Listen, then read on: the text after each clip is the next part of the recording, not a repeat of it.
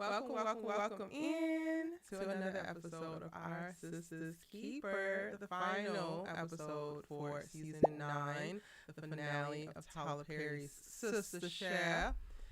What's good, y'all? It's your sis Erica Vane and Your girl Ellie Nick, giving it to you when I give it to you, but always in the nick of time. always in the nick of time. Heck yeah, and we're glad to see you. We're glad that you're doing better. It's echoing. Yeah. Oh, brother. I don't have this to do today. Wait, let me double check. Of course. It's the last show of the year. Of course, we're gonna still have technical difficulties. Of course, we're gonna have echoing. It's me that's echoing. Child, bless my heart.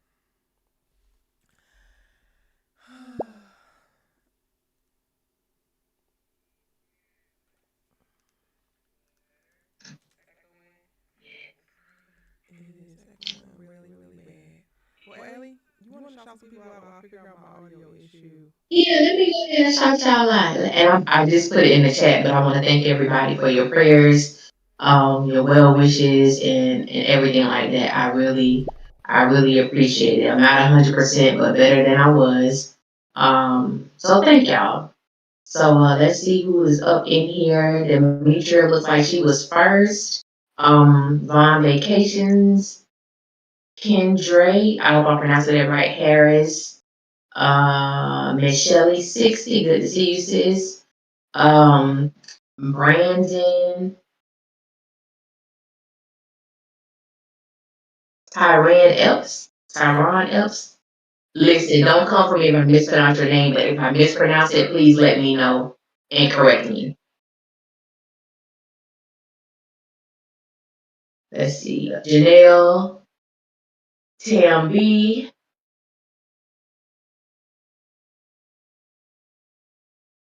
Blessed 1111, Trina, DNC Greatness,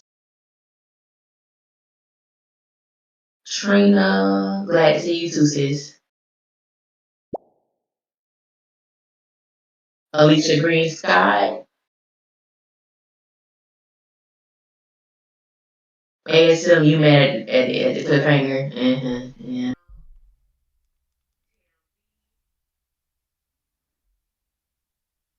I did show. I definitely did call Simply, it that this was Zach's daddy the entire dag on time. Can y'all hear me? yeah, we, uh Okay. huh. Yep. Let me do this test, child.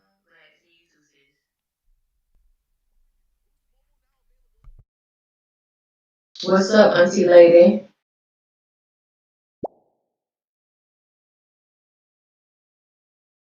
Simply Giovanni, what's up? I hope I'm pronouncing your name correctly. John Clip, ENT, what's up? Thank you. I'm glad to be back. I'm glad to be back.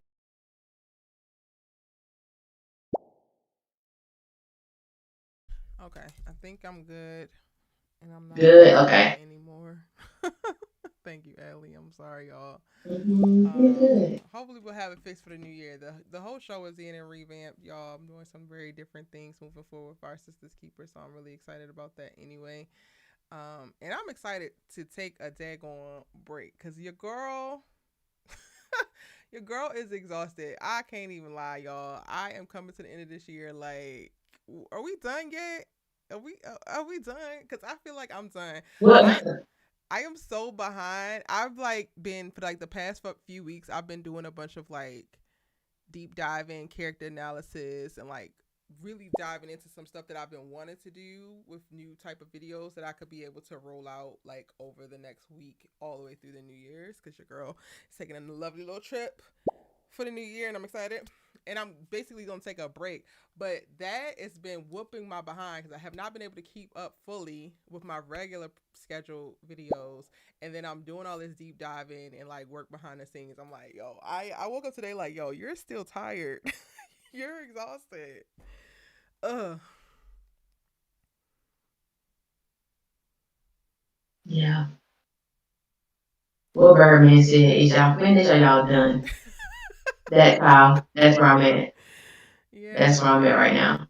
Because in addition to like your own life stuff, then also when you look out in the world and so many things just keep happening and happening, I am just like, yeah, I don't think I got anything else to do. I'm so glad to see you today, Allie. And I talked to Vaughn, like I messaged Vaughn early. I don't know if she's in the chat yet, but Vaughn is okay, y'all. And I know we've been keeping both of them in our prayers as they navigate some things with wellness. This has just been a heck of a year. It's it has been. I can't even begin. I did see Vaughn in here, and Vaughn, I'm definitely glad that you're doing well and better than you were. Um, and I definitely, I'm definitely not 100% by any means. I'm not even gonna fake it with y'all. I'm not. But I just want to tell everybody, man, make sure you advocate for yourself. You live within your body 24/7. You know when something ain't right, when something ain't going right. Don't let these doctors that's after your money tell you that you're good when you know that you're not good. Continue to fight. Test me for everything to get to the bottom of what's going on with you. We have trials and tribulations, but we were here to enjoy this life. Mm-hmm. And don't let nobody, attempt to take that away from you. We were not here to be sick and down. That's not no. And No. that's not what was meant for us. So I just encourage everybody, whatever, baby, I don't care if you walk and you feel a strain in your calf, go get it checked out. Yep. Like you just never know. But yeah. So thank you to everybody. But yes, I do agree. I'm glad Erica is traveling and getting her rest. Tyler Perry them tried us bringing this show back at January 7th because I was disturbed and upset that it's coming back so soon. I'm gonna have to pray on it, y'all. I really am gonna have to pray on it because I do think that something needs to change in how I cover the show, just for my own peace of mind and sanity. If I continue to cover the show, I will say that after watching this finale episode, I don't think Karen is leaving at all. Like I don't. I think that there's some new sets being built over there at Tyler Perry Studios. They're gonna tell us that she's in Seattle, but she is fully gonna be there in season 10. I think that they played up what could be the exit of her and the replacing and the this and the that, but they're gonna figure it out and make it work, especially with how they left the whole like Sabrina is still missing. The Andy's car blowing up and where the hell is she? We haven't rated. Mimi Loves Peace. We have not rated. Y'all drop y'all's ratings for the finale episode from season 9 in the chat. Drop them in the chat, child. How y'all feeling about this episode? Something gonna have to shake for me, Alex, because I don't know how. And January 7th is so freaking soon. Like you don't even get a little bit of time to breathe. And for this to be their 10th season, which is going to be a monumental season just in the number, right? Like it's going to be Yeah. something that really really matters. I'm just like I don't know. I'm at a loss. You can barely hear me. Mm. What is your thoughts about this episode, Allie?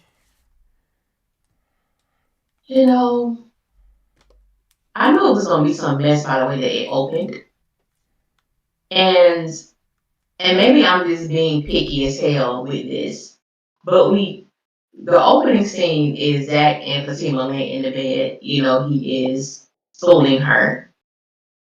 Then we cut. Then we cut to Aaron and Karen, who are not touching each other. She looks over to him and kind of brings his arm around her. I said, why? Why? So what are we supposed to make of that? Zach and Fatima just lovey dovey when they go to sleep. They can't, like I just always feel like it's ulterior motives when they present certain things to us. And I could be extremely wrong in this, y'all. So I'm not saying that I'm right, but I have never forgiven these writers for how they played in our face when Karen and Aaron made love for the first time. They literally split the And screen intercut it, between yeah. them. Yeah. I don't forgive them for that. So I always just think there's an undertone to when they Yeah. do things like that. Even I know they try maybe to balance it with the whole Maurice and I'm calling that baby Colin between Maurice and Dylan. Thank y'all for correcting me because I was calling this man Colin. I'm like, it's some white name, Colin. That's what I came up with. It was like his name is Dylan. I'm sorry, but I just I think I appreciated certain aspects of this episode, but then, baby, I'm not gonna lie. When we got to Sabrina and Rich, I was too done. I was too through. Maybe that's also part of Because it. I think for me it's a lot of it. Because am I supposed to believe that honestly, Fatima and Karen being like the most strong-willed, strong-minded of the clique, let her, an inebriated, a high woman, lead with Rich? They let Danny leave with the I cop. have a hard time believing. And to let also that too, and to let Danny lead with Officer Green, even though Danny told them to suck her D, like just filthy, just whatever. I can't. I'm having a hard time coming to terms with that. Yeah. I I feel don't that. believe it. I feel that. I think that might also be part of it. Erica is exhausted, but also Sisters is exhausting. Like truly. And before we like really dive into it, let me get some of y'all's ratings out.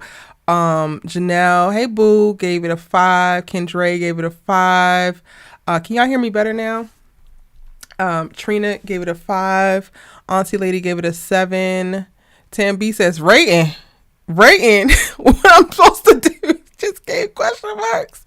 Vaughn Vacations gave a 5. Brandon Hey Boo gave it a 7. Alicia gave it a 5. Miss Shelley gave it a 4. Demetria gave it a 5. Any other ratings I missed? A Noel, you're giving it a 6.5. You see that you happy to see your people happy. That's real. Yeah. DNC Greatness, you said you're giving it a 5. It wasn't all that. Regia gave it a 8.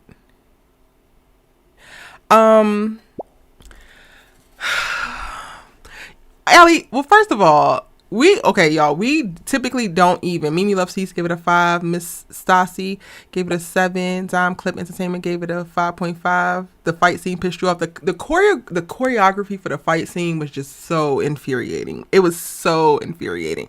And so many things come to mind, right, for me. First, I want to go ahead, and Davey gave it a 3. I want to go ahead and validate you, Allie. We did not talk about this. Like, Allie got on, and then I'm like, are you ready? And we're talking. So a lot of the things that when we realize that we're on the same page about certain things, it comes up on this show. We don't premeditate much of this. Like, it's really just, Allie, I want to validate you, and like, you were watching, and just how they opened it, you knew there was going to be some bullshit, because that's exactly where I was at. I was like, why are we opening with Zach and Fatima? And then they went to like other couples, and I'm like, okay, so they're trying. But then I also noticed the nuance of like, why are we not getting Karen automatically in Aaron's arms? Why does she have to pull his arm over there? And it was not the most egregious thing. Be clear, it's not the most egregious thing ever. Right. It is quite literally just a little nuances, and this is how you get caught in a trick bag, especially like in today's climate, when you're talking about just the nuances of how interpersonal relationships show up, or how people show up, or how you're represented in media. This is not nitpicking. It is literally like paying attention and being able to critically think while consuming media that is entertainment, because it's all saying something, right? There is a choice to be made, because the same way that you have Karen grabbing Aaron's hand and wrapping his arm around her, you could have had Zach do that same thing. But the choice was made that this couple was going to do this and this couple was going to do this. Why? So I literally was talking myself down too, because I was like, y'all already on some shit. Like, y'all already, I was about to hit the roof immediately, and I said, you know what, I'm gonna let it ride. Because then we went to Maurice and Dylan, and then we went to Sabrina and all of her clothes. Like, okay, cool, we getting the gist of everybody, fine, but I'm gonna go ahead and make that note. I'm gonna drop that asterisk, because y'all still are being intentional about how you communicate the Zach and Fatima relationship versus how you communicate not even just Aaron and Karen, but everybody else. Because everybody else got a little bit of with them, but theirs is such the perfect picture. No, the propaganda is not going to propaganda. It's just not, okay? So, Allie, I want to validate you in that, girl, because you were not by yourself. I immediately was at that place and was immediately annoyed and had to pull myself back. Like, Erica, we are quite literally 2.3 seconds into this damn show and you clocking it, and I get it, but you trying to make it to the end, honey child. You cannot. You cannot be all the way up here at the very beginning. So we're gonna go ahead and pull it back. So I just wanted to validate that, Ellie. You wasn't wrong. And if y'all got a problem with me, Ellie, and or I noticing it, and the both of us noticing it, fight the wall. Argue with your mama. Go find your daddy. Like, I don't know what to tell you. I'm not gonna find your daddy. I've had it. I've had it, Ellie. Yeah, it was so evident. Like, it was so evident. And, like, honestly, this has really been, like, when I think about sisters, like you said, like, just really evaluating how I review this show. If I decide, I mean, I have time to come to a conclusion whether I'm going to do it or not. But it's simply the thing of people love to talk about, when we discuss colorism, favoritism, and all the other isms that are clearly just blatantly in our face. And my thing is, what I do love about Our Sistas Keeper is that we choose to acknowledge and discuss it instead of acting like it's something that just doesn't exist, or we just pulled this, out of our imagination. When it is, I mean, just to me, just evident in almost every episode that we see. Is definitely in there. And like when I get on Twitter, I really just go on Twitter, and I want to thank everybody who do tag me and Erica in the trailer breakdowns, because honestly I wouldn't even know where to go to see them. So Yep. I do appreciate that, and I try to go on Twitter every day, just maybe like for 5 minutes.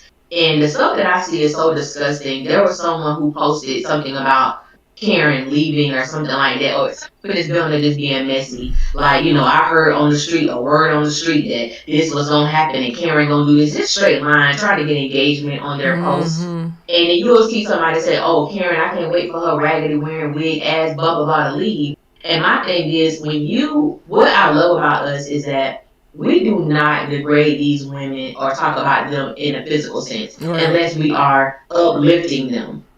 I've had people like literally come in my inbox and say, "Well, most people say the Val look good, but you and Erica, like, especially me at the time, it was like, you always saying she don't look good."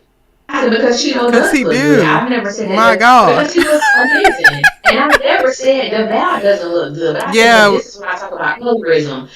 Cheeto is a dark skinned man who I say, who I think is extremely attractive. If I was giving all of this energy to the Val, no one would come in my inbox and say, "Well, dang, you don't say Cheeto look good." Right.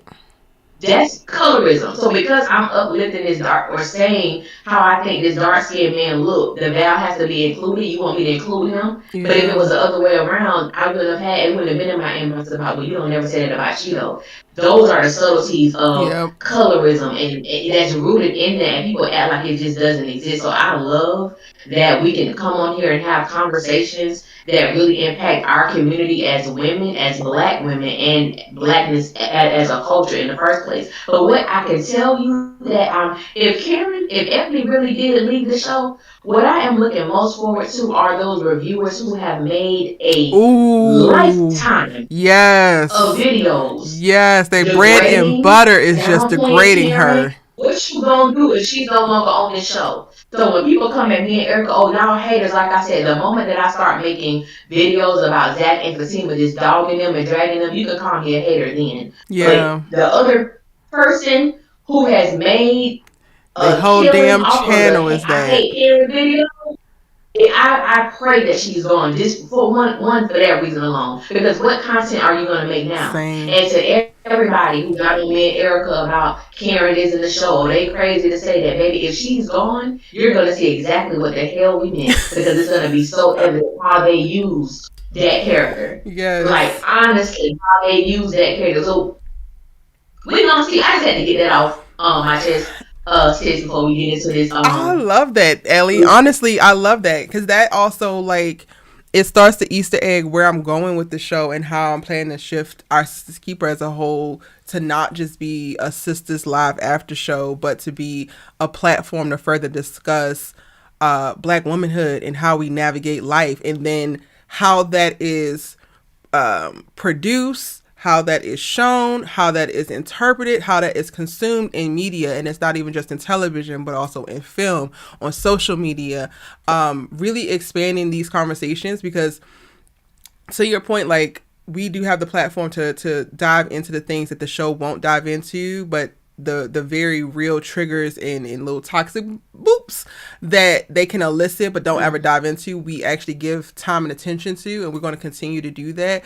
Like, I definitely want to use this show as a vehicle to keep having the necessary conversations and push back on these very popular but problematic ass narratives that plague us. Like, we, for and no fault of our own, have been indoctrinated into so many ideals around blackness, around womanhood, around romance and how we should show up in romance, around so many things. And the power, I think, in this content and in the show is us pushing back when we need to, because we realize what we both have learned through our separate lived experiences, how some of the things that we were indoctrinated to believe or to follow don't actually serve us. And yes, we get hella flack for it. We get hella pushback. We get criticized. We get hated on. We get threatened for pushing against the status quo. But I personally plan to continue to do that and to go even harder, because it's time for people to break free. Like, release yourselves from the shackles of it. To your point of, like, I don't think Karen is going anywhere, but I kind of would love for her to take a season off to see what the hell are you going to do when your personality is no longer I hate Karen. Because regardless of you never liking Fatima, right? Regardless of you not really feeling Zach, you always had your content and where you discussed the storylines and you focused on what was actually playing out and what that was showing you and what lived experiences that you could pull from and speak to help people better understand and navigate what we're seeing and how that could be better. Whether you dislike the character or not, your whole content strategy was not, I just hate this character, and neither has mine been, right? We literally go deep, but there are literally so many people on various platforms that have built their personalities and their platforms on the sole hate of a character that's unwarranted at best, but downright anti-black woman at worst.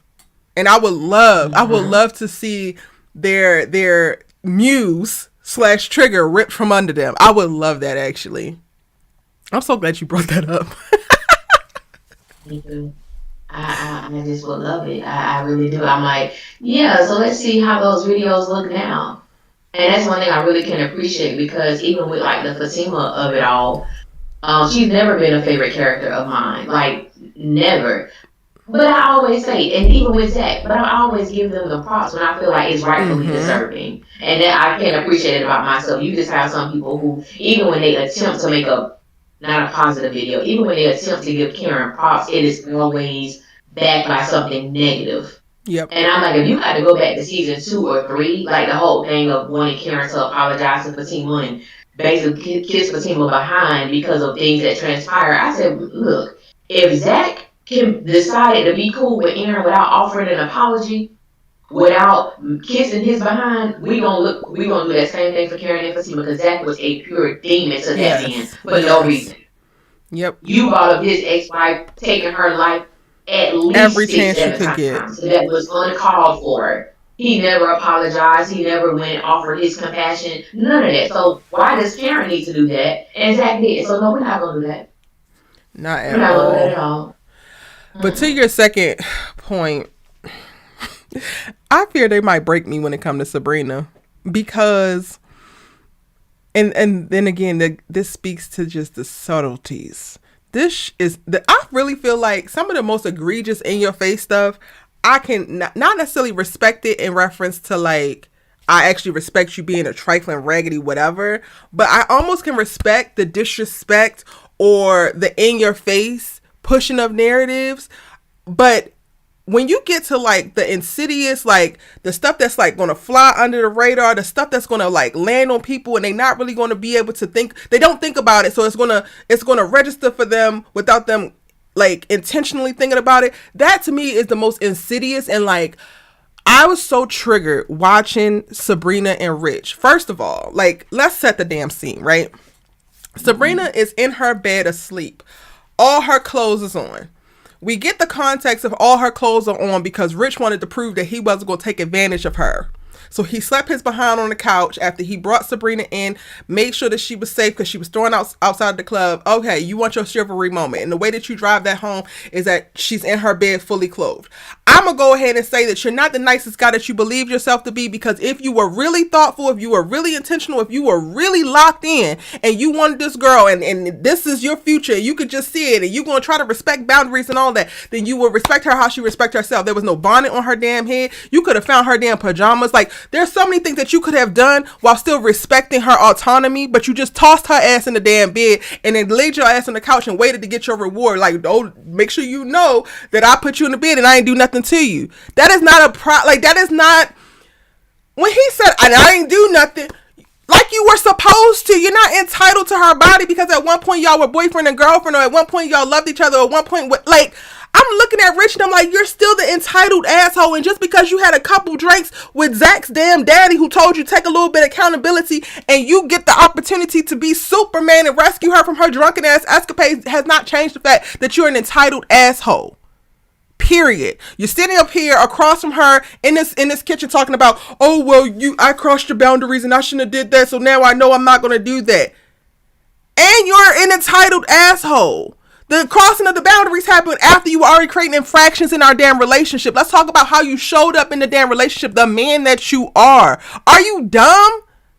But to me, this is insidious because we get a Sabrina that now wants Rich back because he has finally admitted that he crossed boundaries and technically we weren't actually together. And she's bending over backwards. Her ass is Simone Biles at the goddamn Olympics, flipping, tumbling, trying to figure out how this is supposed to work. All because she done had a couple run-ins with some goofy ass and a felon. So she gonna go back to Rich because you know what? He's better than what I've had. No. He's still trash. He's just a different version of it. I don't want to get to ranting, Alien. Let me go ahead and... No, that was perfectly said. Because I was just so disgusted at this scene. Because as you stated, when you got her in bed, you didn't have to sleep on the couch. You didn't have to be there. Ooh. You could have literally written a note. You didn't have to be there at all. She was home. She was safe. She was going to sleep it away. Wake up in the morning, probably like, dang, how did I get here? Oh, Rich left me a note. He, whatever. Okay, cool.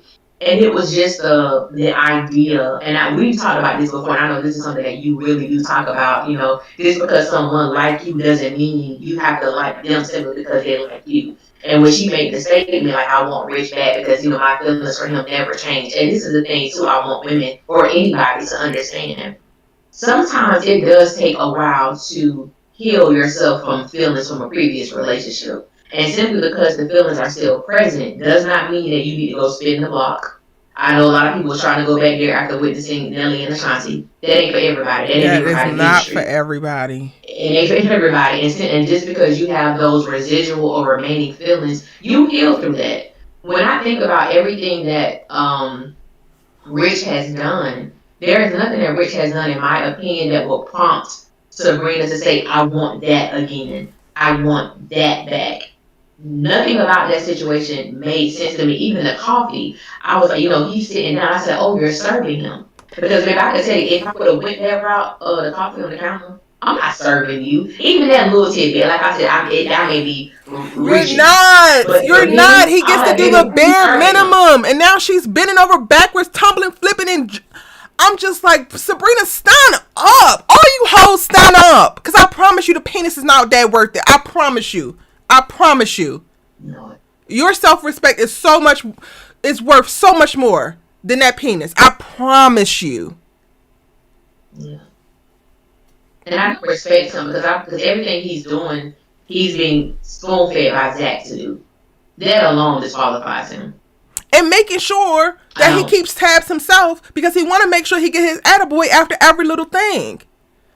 I don't want a man who's checking off boxes of the niceties that he's doing and keeping track of it. That needs to be in you, not on you, Negro. If you got to keep track of it, if you got to hold it up there, then it's not something that comes naturally for you and I don't want it. That's too much of an effort. Go find a hoe that don't need that because I actually need that. I need the consideration. I need the effort. And I need it to be a second nature because that's what it is for me. It's second nature for me if I run into your ass into the club and to take care of you. There would be Tylenol next to you and or Advil. There would be water right next to you. There would be so many things just that would come naturally to me. And the fact that you getting your goofy ass plays from whack ass Zach, and then you want to make sure that the ones that you do execute, the very minimal ones that you execute, I put you in your bed with all your clothes on and no bonnet on your head. Please clap for me. Go to hell, Richard. Go straight to hell. Do not pass go. Do not collect $200. Ho. Which one that? And when she gave the hug, I wanted to pop Sabrina back on her head. Oh, she's so desperate. She's so desperate. She's giving desperate because I'm like, what did he do? Like the hug, it wasn't even like a thank you. I appreciate it. It was too intimate for me. And I'm just like, I don't understand why you're giving Rich this energy. And then when we had the conversation, I want him back. And I did. Why?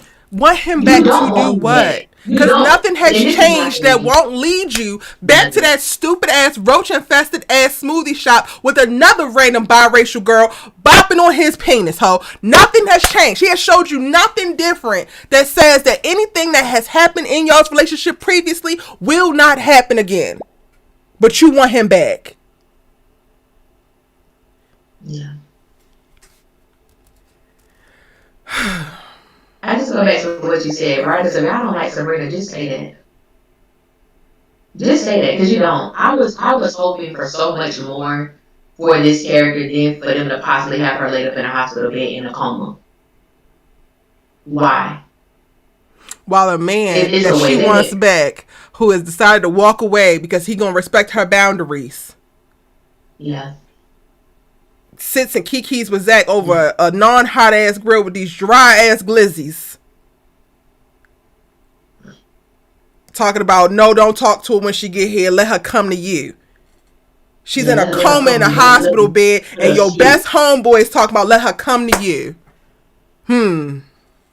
Yeah, let us stew in that. But everybody was, not everybody, because the two people, Zach and Fatima, was giving the worst advice in this episode. Fatima lost me in rooting for Rich, period.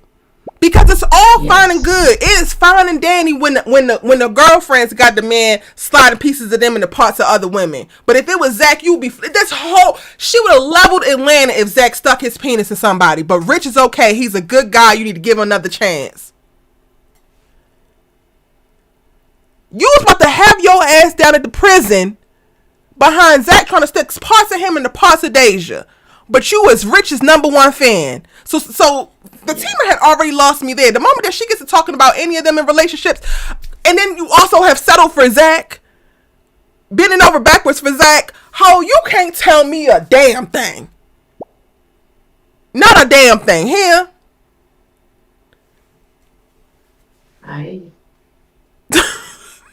Allie, okay, but I do want to speak to, because I introed this with like feeling like it's insidious, because on the surface you just get a calm reconciliation scene, but it is the nuances of how much effort they're having Rich put in versus how much effort they're having Sabrina put in, where you have to actually pay attention and have the critical thinking. And this is what I feel like we get conditioned to. This is how we get the ride or die narrative. This is how we get the don't give up on your man.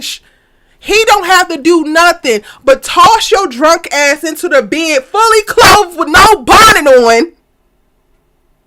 And you gotta make coffee. You gotta reconsider your whole life and your decision to walk away. You gonna want him back because he is it for you. And you have had it with the old men and their teeth falling out. Like, and all the while you're having a conversation that you can't even have because you got a homegirl that's a hater and a cheater her goddamn self. Clock that. You get hung up on while you also professing your stupid ass love over this stupid ass man.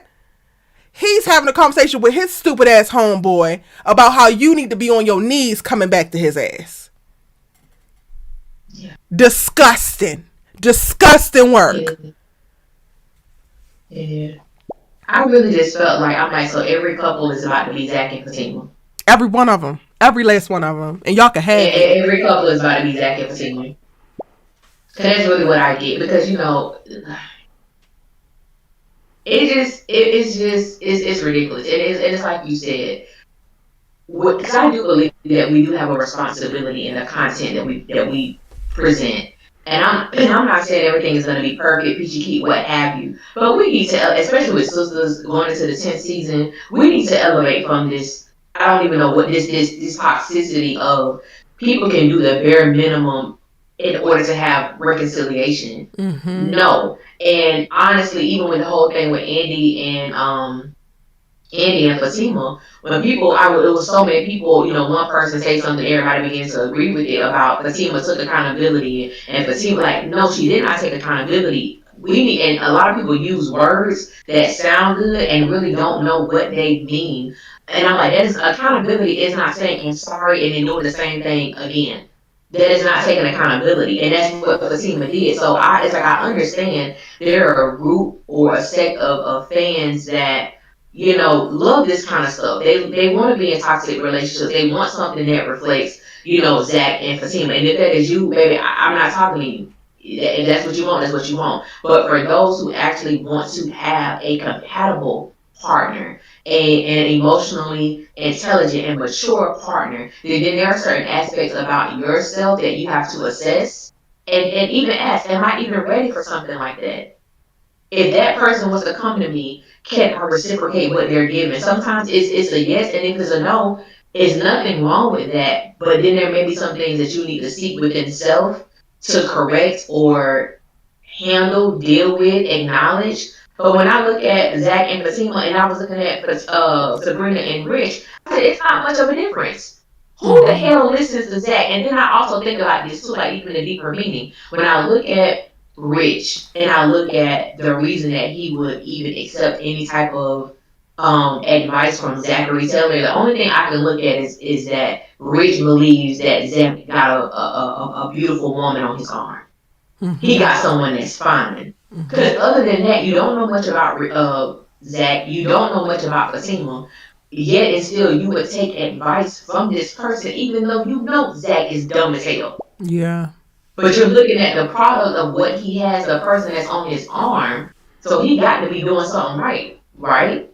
No. He has a woman who's just like Sabrina, who has not recognized her worth and just accepted the lowest of the low. Because Rich, you are the lowest of the low, along with Zach. That's why y'all get along so well. Yeah. And It's sad. Mimi loves peace. You posted a comment, girl. You retracted it. I don't know. I don't know why, because I loved it. You said, but the creator says they know their audience because he do. I don't think that Tyler Perry is wrong in that, but Tyler is speaking to an audience that I don't think has self-awareness as much as they might believe themselves to have, if they do believe themselves to have it. Tyler's audience is a specific type of black woman who may never experience any type of evolution and growth. And I think this is something that I have come to an understanding with, and just trying to be the best possible host and person, having these types of conversations, creating this content around this show on this platform that has been growing. Like I truly take what I do very seriously. And while I share, my raw thoughts and how I actually feel, I also am trying to be of service, right? And having these conversations. And I've come to that realization because I don't believe I am a part of Tyler Perry's target audience.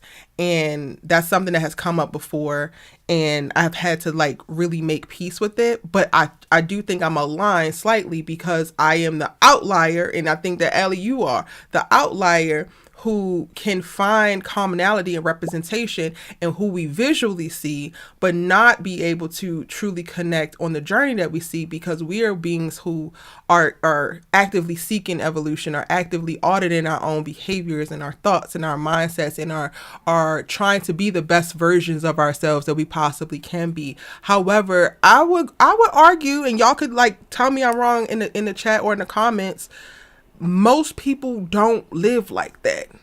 Most people might be just trying to make it day to day. Most people, or most women, are in, like we talked about at the very beginning of this live, so caught up in what they have been indoctrinated to, that they are not thinking for themselves, let alone critically thinking, moving forward, and questioning the things that they have been told or the people that have been placed before them, love how they have been conditioned to receive it. So all of that becomes a little bit jarring. especially when y'all get into conversation with us and you are not willing to abandon that. So I feel like two things could be very true, but now it's like for me, we are so necessary even more now that I have this fully realization and like have articulated it. Because like, yes, Tyler, you serving the audience that you have, and your role in serving them is to keep them stagnated, while Allie and I and a couple other people are like, no, let's move forward, let's learn from this, let's grow from this.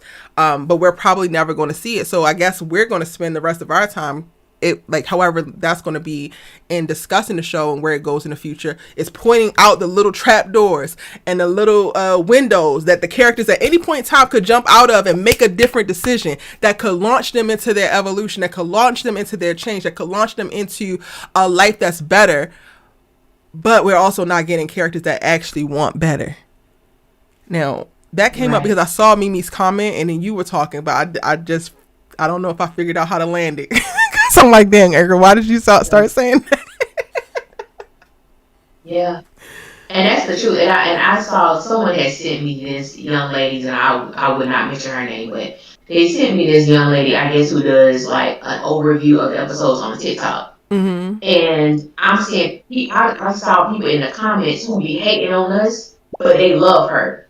And when I say the way that she delivers is ratchet as hell, and I ain't got no beef with the ratchet women, you know what I'm saying? Mm-hmm. But the way she delivers is like, and y'all coming for me and Erica, but then it's also confirmation that no, we are not the target audience for this show. We're not within that demographic, even though we are Black women. Mm-hmm. And I understand that, our lived experience, we're not, monolith is not the same. We have vastly different, experiences based on maybe how we grew up, our household, and things of that nature. And it's like, for me, a lot of people thought like I was the bougie chick because I never lived in the hood. That's never been my experience. I've always lived in the suburbs. I've always had like a mixture of friends, different races and ethnicities and belief systems and things of that nature when I was younger. Now, of course, as I moved into adulthood, those things changed because I'm like, listen, you can do what you do, but I want to have some like-minded people. We don't always have to think the same, but when it comes to our moral compass, when it comes to what we stand on, we need to be very close, when it comes to that. But I understand that there are some people who, and I think the thing that gets me about any person, when someone brings something to your attention or maybe an adverse concept, there are so many people who are not even willing to consider that, dang, that probably is me. Mm-hmm. Or maybe they are knocking on my front door. And I know for me, I'm willing to consider things. Like if you say something, it's like, I'm willing to consider, even if I don't agree with it, it's like I'm willing to consider it, and I understand why Erica may feel that way, or vice versa. Yep. Because I remember before we were even engaging, together, like I was like, man, I said, this girl be going hard for Fatima. When I be thinking like people come at you about Fatima, I'm like, nah, dog, listen. I used to listen, and it was so funny when I tell the story because my mom listened to you. I didn't even know you existed. And my mom listened to you, and she was like, you gotta listen to this girl named Erica. She reviews Sistas. So that's how I started watching your content. And I think maybe it was Sistas, and maybe at that time the first season of Zatima was airing. Mm. And I was like, listen, this girl loves her some Fatima. But what it did was, even though I had my own thoughts about Fatima, you felt so strongly and passionate about it, it did cause me to like, I listened intently because I'm like, she's so passionate about this. Let me consider. I want to consider what she's saying and see if I can align in certain ways. And it's like, yeah, I have, because I always think about like how Fatima may have grown up. What type of love did she see? What was displayed in front of her? What would make her choose a Zachary Taylor to be more than just someone she had sex with? So it's like those things I began to consider, because at first I'm like, Fatima don't want no damn Zach. But then I was like, dang, she really do. She really do want that. Why? And it's like, but I appreciated that. But I also understand that there are just some people who are not going to like our content, appreciate our content, and that's perfectly fine. But we still, we're still planting the seeds. Yeah. Maybe someone else will have to water them, and plug them, but we're still planting the seeds, whether they like it or not. That's fine. In the day and age that we're in, like, I realize that much of my life is going to be an act of resistance. And you know what? I'm done fighting that particular, like, ordainment being placed on my life. Keisha says, I didn't want to say it, but every woman I know that likes the show is ghetto as hell. They are Fatima in real life. The crazy part is, I don't even believe that they're Fatima in real life. Because the women that I know that like the show think that they Fatima. But baby girl, you're not. You don't look like her, you don't sound like her, but Fatima is a personification that they aspire to, which is why they go so hard for her. They believe themselves to be Fatimas, but they are not actually Fatimas. And the crazy thing is that Fatima is also not who she thinks that she is, which I guess it also, like, well, that tracks, because your hard as die hard ass fans are also delusional to a certain extent as well. Because the Fatima that I was going hard for, the Fatima that I was standing 10 toes down behind, was a very early Fatima that I saw potential in, I saw hope in, I saw intellect in, I saw emotional intelligence in. I saw a woman with a certain level of autonomy, specifically as she navigated men, that was not going to walk her into this space that she's in now. She's a completely different person. And I will argue that she was lying from the beginning. And this is who she actually is. Who she was pretending to be was a lie from the beginning. But I will argue, Keisha, that many of the women, and I don't know them women, but I will argue that the women that you were talking about in your life that know her or that love her don't know them damn selves, but they believe themselves to be Fatima. Bless their hearts. Now I used to drink the Kool-Aid. I did not used to drink the Kool-Aid. I gave everybody a chance. At the beginning of the show, I gave everybody a chance except for, I would say, Aaron. But Aaron, he literally crossed the line, a cardinal line for me. Like, I am a principled person, I would say. Like, I think I'm a person of integrity, that I will get with you. And I do believe in violence. I'm not even going to say I don't believe in violence anymore, because we live in way too much of a violent ass world for me to not retaliate. However, I believe myself to be an integrous person. There are certain things that just will never sit right with me. You pedestalize a white woman over a black woman, you're done. I don't give a damn. I don't give a damn. That is immediate. So that's how Aaron got his ass cut. From the beginning, I tried to see the show, and it wasn't girlfriends from the beginning. I already knew that, but I'm like, okay, let me give it a chance. So I gave everybody a chance. There's a time where I was like, okay, Danny, they was making fun of you being fat. I get it. Like, you got this, and this going on, and that's not right. And okay, cool. I gave everybody a chance to tell me who they were as characters. And then depending on how egregious your offenses were, I started chopping. So I wouldn't say I was drinking the Fatima Kool-Aid, but I feel like Tyler, before the Fatima of it all, which I don't even believe that the Fatima that we got is the Fatima that he meant for us to have.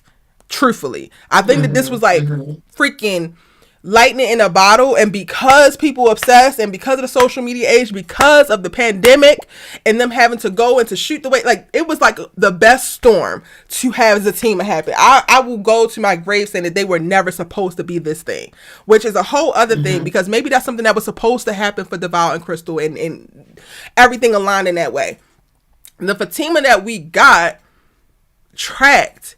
And she tracked in reference to navigating to me a little bit above the girls, because the girls were a hot mess from the beginning. Fatima was, if for nothing else, she was ahead of the girls before meeting Zach, because she did not play down to the way the girls did. Every last one of the girls, their lives were like kind of controlled by men, and this man ain't caught. Danny worried about this man running down on him at the grocery store. Karen is sick and she trying to get over Zach, but child, I already been there, girl. So we know that you saying this one thing, but you feeling this other thing. Sabrina, your little passive ass, you just want to be touched, so you settling for the boy that wants to tickle up on. Like, all of them were so just. Men were just so integrated in their being and their purpose. It was just so then when we see Fatima, who is literally an assistant at this damn front desk getting her money focused, I'm like, okay girl, you gonna be the one that, like, not, you might have less than them, you might have less money than them, you might not be center stage, but maybe they can learn something from you, because even with less, it having agency and having autonomy, you cooking with something. But then Zach happens and all that goes to hell. So I don't know. You think I was drinking the Kool-Aid, Allie? Maybe you took a sip. Maybe not gulping. Maybe not gulping, sis. But maybe you took a sip. Because I Nah, did it a few times. it's Like I fine. said You might be right, Vaughn. Allie is saying I before was we drinking met the each other, Kool-Aid. God damn it. I say you took a few sips. You weren't gulping. You know what I'm saying? Uh, But it was like there were times I'm like, nah, sis, I'm telling you not. But go by now. I wish I had you examples. wrote Fatima off before I did. Like you were done with Fatima with the $500 in the laundry basket. I just side eyed that and I was like, this is weird. But because it wasn't, I looked at that totally different. So I feel like me letting that go might have been like, all right, this is Kool-Aid adjacent, Eric. Mm.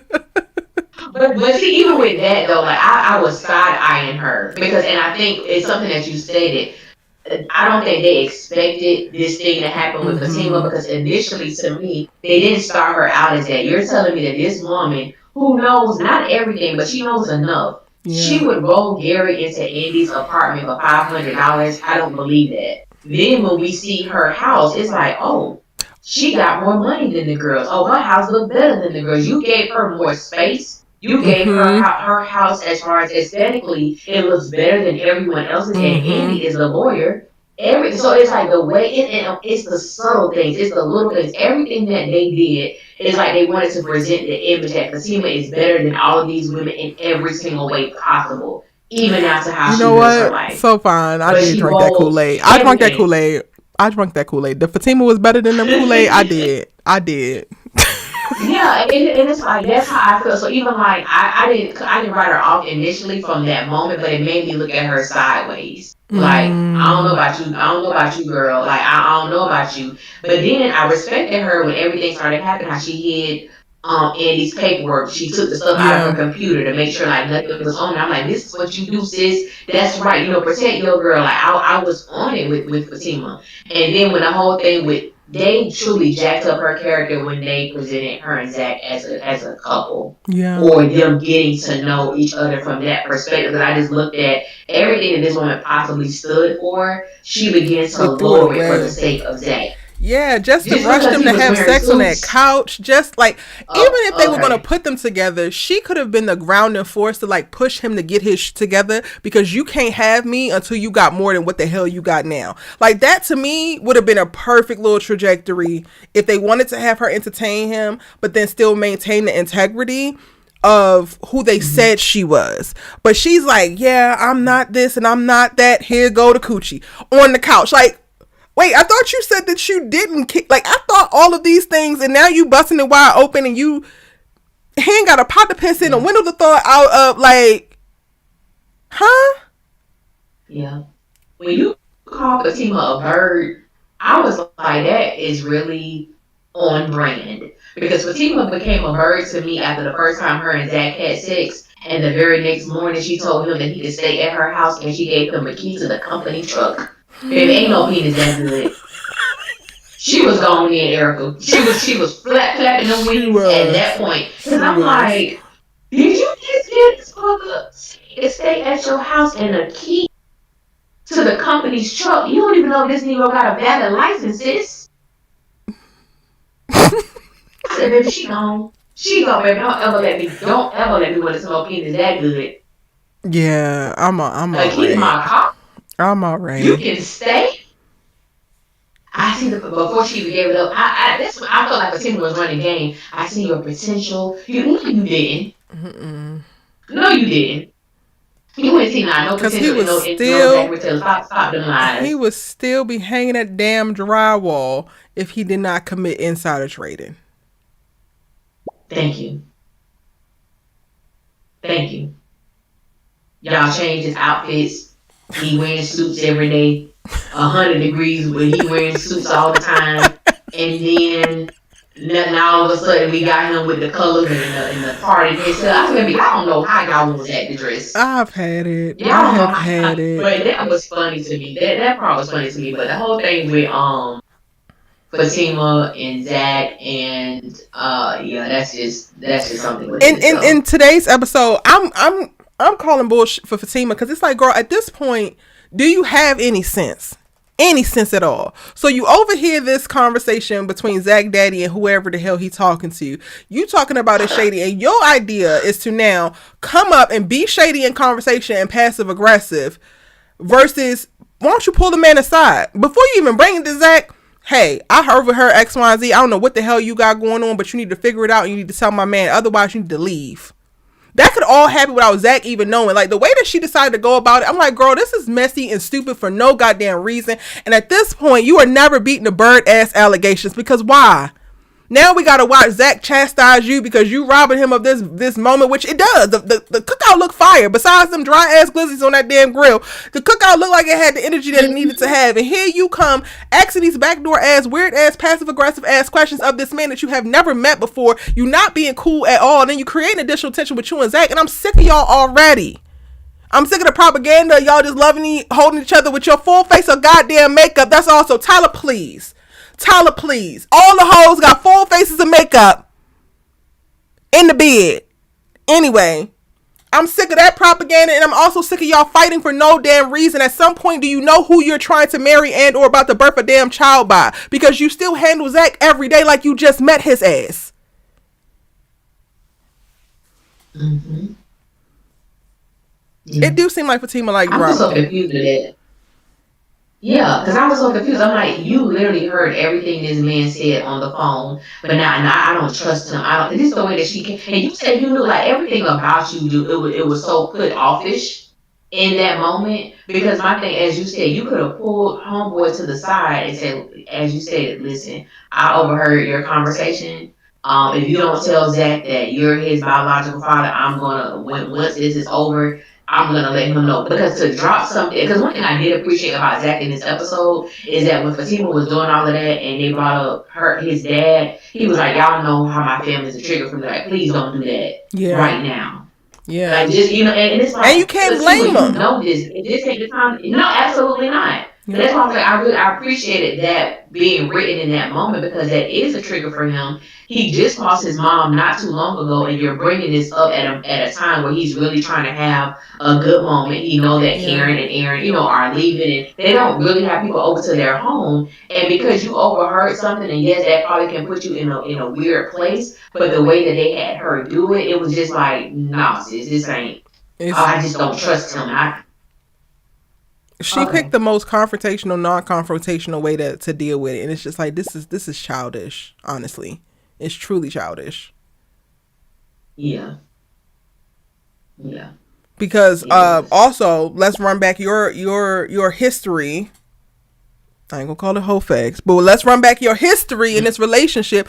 You keep things from Zach that you know that his ass is not ready to handle. So you overhear this man keeping something from Zach, and he's saying that he's not ready for it. And immediately you go to, I don't trust him, or this and that, but you won't confront him directly. And you can't actually empathize when we have 3 major instances, 2 of which resulted in Zach tearing up other people's houses and all they shit. Where you kept information from him because you know who you actually dealing with, but you can't figure out no other way to handle this man who is doing the same tactics that you do within your relationship with said man, other than this. And that's y'all's queen. Tragic. I just don't get it, honey. I don't get it. Who are you talking about? Danny, you want to go to Danny? Just go ahead to Danny, obedient ass. I didn't know that their asses were still together. So she over here talking about she cheated. I'm like, did you? Because y'all love to run the semantics when it comes to Rich and Sabrina. But I thought when you told this man never talk to you again, give you a goddamn key back, which you got the key back, but somehow he's still able to walk his ass into your damn apartment. I thought that y'all asses was done. But maybe I'm wrong, child. I knew they weren't done. That was the one thing that pissed me off, because the very next day, Officer Green showed up to the airport, and then he was like, I have a boyfriend. I can't be on the phone with you. And I'm like, oh, you got a boyfriend? I thought she was just saying that. You know how we said it? Like, I say that I got a boyfriend all the time. Then people run up on me in the streets. I'm like, I'm sorry. I'm sorry. That's true, because somebody was like, they thought Danny was just, saying that to get him to leave her alone. I was like, but No, I believe she meant that. Like I really believe. Oh, that's like, oh, did he? Oh, he's still your man. Okay, cool. And I don't cheat because initially, yes, women we will say that when we're not interested, in someone. But it's the fact that she actually did mean it, and then you went home and you had sex with this man. I'm still stuck on how Tony walked into her house. No key. So you were that drunk and Officer Green didn't lock, like no one decided to lock your door. But how you just walked into my house, I'm trying to understand why do the writers believe that that is an appropriate thing to do? Just come in. Yeah, like you live. Yeah, just come in. To get your No. gym That to me, that's bag, not appropriate to behavior. get your To get your gym gym bag. bag, when you ain't prod your dusty ass off my couch in weeks after you quit that good job and you stole all my damn money, now all of a sudden you need a gym bag? Tony, you deserve to get your ass whipped, but Danny should have been doing the one whooping because that horribly choreographed ass fight scene. Also, Officer Goddamn Not Friendly, what are you doing? What are you doing, Cletus? You're fighting just to fight. Come back to bed. You give creepy as hell. If I didn't know that Danny was a damn raggedy hoe, I would think that you drugged her and got her in this position because what the hell? What the hell? Something is wrong with that man. They immediately, as soon as Tony walk in, they immediately start to fight. And I'm looking at this like, are y'all dumb? What is happening here? I don't know. And then somebody already mentioned the fight. What was it? First of all, what this lets me know is that Officer Green is not an emotionally sound individual. Because you got that upset because the man called you an itch with a B in front of it. So much so that you, as an officer of the law, went to fight this man. Danny. Danny can't talk about nobody as far as the people they deal with. That was real. That was real bitch ass behavior. Plain Because he and called you simple. that. Well, what's up, then? I said, baby, what are we fighting? What are we fighting for? And like full on And then melee. this He small gets to behind. throwing her plants. I would have been whooping ass myself. The way they would have needed to call real police. Because I'm whooping both of y'all's asses. Because why are y'all tearing up my Yes. And I'm supposed to believe these two grown men fighting, and it took Daddy interlocking her arm with Tony to get him from punching Officer Green. That was just such an unnecessary moment. I was like, is this what Zach and Aaron part two? What is happening? But that So they fight looked like told they was Aaron actually part two. fighting. Is that what Aaron it and is? Zach looked like they was really getting it in. They were fighting. They was breathing They hard. tore that house They up. was doing what they were supposed to do. Baby, they told Every last one of Aaron the Zach and Aaron house. fights, from that TV they broke in her damn house to that one at the damn restaurant, they be getting it in here. Oh, baby, they lit that restaurant up. Baby, they lit that restaurant up, honey. Kevin and DeVal, them fight scenes, baby, that was on point Aaron because be they were saving it. breathing hard. They were Aaron be sweating. saving it because They he were know that Zach tired. gonna always take it too far, and Aaron was always ready. Whenever Zach wanted to take it too far, Aaron was like, Yes, bet. every time. Oh my goodness. Every time. I don't know what it was. Y'all both fighting. Ain't nobody winded. You done got tossed on Danny bed. Ain't They nobody breathing standing there like hard. Street Ain't Fighter. nobody gasping. Yeah. Choose I your said, footage. oh God. Oh God. Like, Not whoa. Mimi Loves Peace says Fuego would have never. He's What's the up, best honey? sneaky link ever. Fuego would have never. Wait, didn't Fuego Fuego get would caught have in her never. apartment one time and he tried to pretend like he was gay? Why do I remember that? Did that happen? No, that was. Did somebody pretend to be gay? What Somebody you got just caught in her said? apartment one time, and I think it was Preston, and they just tried to say chill, like they was trying to downplay. They did not escalate That like was the Officer dude from No the gay bar, Friendly, right? huh? The dude from the gay bar. The dude from the gay bar. Ah, okay. Yeah, because he was literally coming out the bathroom butt naked when Preston walked in. And he was Yeah. cool, calm, and cool. They're like, "What's up, girl? What's up, bro? What's up?" Like, I said, "What are you? What's up with your thing just dangling out?" What's happening here? Like, yeah, I'm like, Danny, you get caught all the time. When she had sex with you, but Sabrina walked in that time and caught her. I was like, Yeah. baby, you just get caught by everybody, Danny. You get caught by everyone, honey. Yeah. Mm-mm. But for me, it's like, Tony, Mm-mm. you don't have nothing to say to her. But if that's the case, why are you fighting? Why did you feel the need to fight that man if you didn't want this anymore? Don't ever speak to me again. Don't ever do that. So you did all of that for what?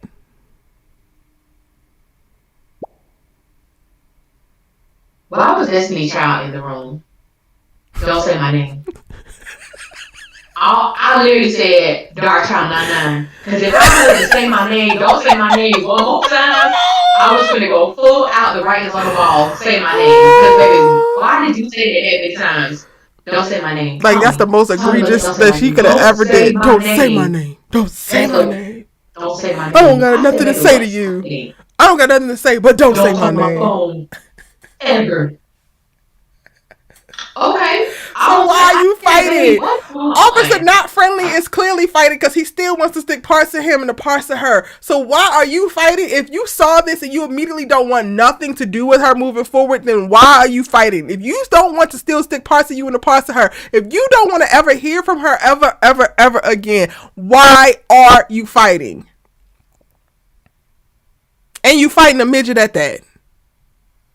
I didn't understand it. I didn't understand what was going on. I really didn't. Tony, please. Yo, they fighting for real? Like, I didn't understand. It was just how quickly it happened. Yeah. Don't say nothing to me. B, I ain't talking to you. Oh, I got your B. As I said it, you throwing flower pots up against her wall because Tony Tower behind is ducking every time you throw one at him. So it's just hitting Danny's wall. You get flung, you break her little, whatever, I forget what them things called. You break her little thing, you get into her bed, nobody is breathing her. Yeah, I see why you kicked them out. Baby, why you ain't breathing her? You just got didn't like that yeeted. it was unlimited. You just got It yeeted was through just this so partition. Yeah. At the partition, yes. I mean, broke this partition in half, and there is nobody is limping, nothing is happening. And the fact that you said, "Yeah, I see why you kicked him out," I said, "Danny, you should be disgusted in yourself, not because you had sex, but because you had sex with him." With him. This lame, Like, this is girl. lame. And go ahead. This may sound horrible to say, but I know I'm so glad he was added to Danny's number and not Andy's. Me too. It's not horrible at all. Okay, so that's I don't think that he even had an opportunity to be added to he wouldn't have Andy's Andy number. I mean, at this point, historically, Danny and Fatima sleep with the same type of man, not Danny and Andy. So I think we were safe. I think we were safe there. That's a fact. But going on to like Danny throughout the rest of the episode, she is seemingly remorseful, seemingly feeling guilty. She hangs up on Sabrina because Sabrina's talking about, well, the cheating wasn't typically the cheating. This is also the things that just further reverberate. I don't like Danny's character, and I probably will never like Danny's character because I get it. You're going through something right now, but the fact that you can't even hear your girl out because you're so steeped into your bullshit, which is actually not even like real, but okay. Your bullshit is going on. You're so self-centered because the moment that you call somebody, you want them to hear you out, they have to. The moment that you say something, you need to be prioritized. And in the moment that people are not telling you certain things, oh, you keeping this from me. Oh, you don't actually want to be my friend. Oh, this is you're moving different and you're shady and you're this and you're that. But you get to tuck and hold this to the chest, and then get to reveal to the newest sister, Fatima, but don't want to tell nobody else. But you were beating Andy's damn back end. Beating Andy's back in about her damn business for months. But you get to have the secrets that you want to damn have. And you get to deprioritize your friend and supporting them because you just caught up in the rapture behind your own bullshit. Girl, go to hell. Immediately. And I don't feel sorry for you. Because you talking about, oh, this is something that we can't actually come back from. This is something that we won't be able to damn fix. But you also have been given for weeks now that you don't want to fix it. You have wanted that man out from the damn beginning. He stole your money. It was supposed to be the last straw. Where were you planning to go from here any goddamn way? It's not that you was drunk and you made a damn mistake. You're making active choices that are tied to your actual deep desires, and now you're being a pussy and not standing on them. That's what it's giving to me. It's giving weak hoe. But everybody want to believe that you strong. Everybody want to believe that Danny powerful. Everybody want to believe that Danny's so big, bad, and bold. She's a clown. A pussy. On her best day. I agree with that wholeheartedly. I always say that me and Danny have a love-hate relationship because I have wanted to love her. I love all women. I don't like that. Danny is my, ooh, I was gonna say my least favorite. She's pretty low on the totem pole. I'll say that. She's pretty low on the totem pole because of that, because of her hypocrisy. As you stated, we spent so much time with this season of her just being, oh, I don't understand why, Andy isn't telling me her business, but you don't share yours. But I even said in one of my reviews, I said, I wonder how long it's going to be before the girls find out about Officer Green. You came into Fatima's home. Within 35 seconds, you were telling her exactly what you did. To everybody else, is I don't want to talk about it. Don't ask me. I don't want to talk about it. Mm-hmm. You don't want to talk about it, but yet you can easily reveal to Fatima what happened, so on and so forth. When it came to anybody else asking, like, well, how was your night, Danny? How was it? I don't want to talk about it. Let's not talk about it. I said, that's very interesting. That's very interesting who you decide to share your, I guess, I don't want to say inabilities, but you begin to share your secrets with. Yep. And so for me, it's always like when they create this dynamic between Fatima and Danny, I've always believed everything that they do is intentional. Mm-hmm. Everything that the writers do is very intentional. How they set up these relationships and these dynamics. When it comes to Fatima, I guess finding her footing, whatever, in the sister circle. But to me, it's always been Danny because to me they both like mess. Mm-hmm. Like literally, they both like mess. And I think even the I didn't care for the advice, excuse me, that Fatima was giving Danny either. Like I really didn't like. We're gonna down, and I don't condone cheating. I don't. And like you said, was she really with Tony? I would. You stole from me. We ain't together. Like that's how I feel about it. We're not together. But at the same time, I feel that, and you stated it earlier, if Zach would have done something like that, Fatima wouldn't have shown no grace. Nope. You would have been out. But when it comes to other people, it's like, girl, just stick around. No, it ain't that bad. It ain't okay. All right. And honestly, that's what happens in real life. That would be what you're saying. That is definitely what happened in real life. A bunch of homegirls co-signing weak ass men, which is why you stay in this weak ass relationship. Please. Yes. And it's like when I think of me and my homegirl had a conversation today, and there was someone that she closed the door on as far as being in her life years ago. And she opened this door again for this person to have access to her. And this person is very manipulative, controlling.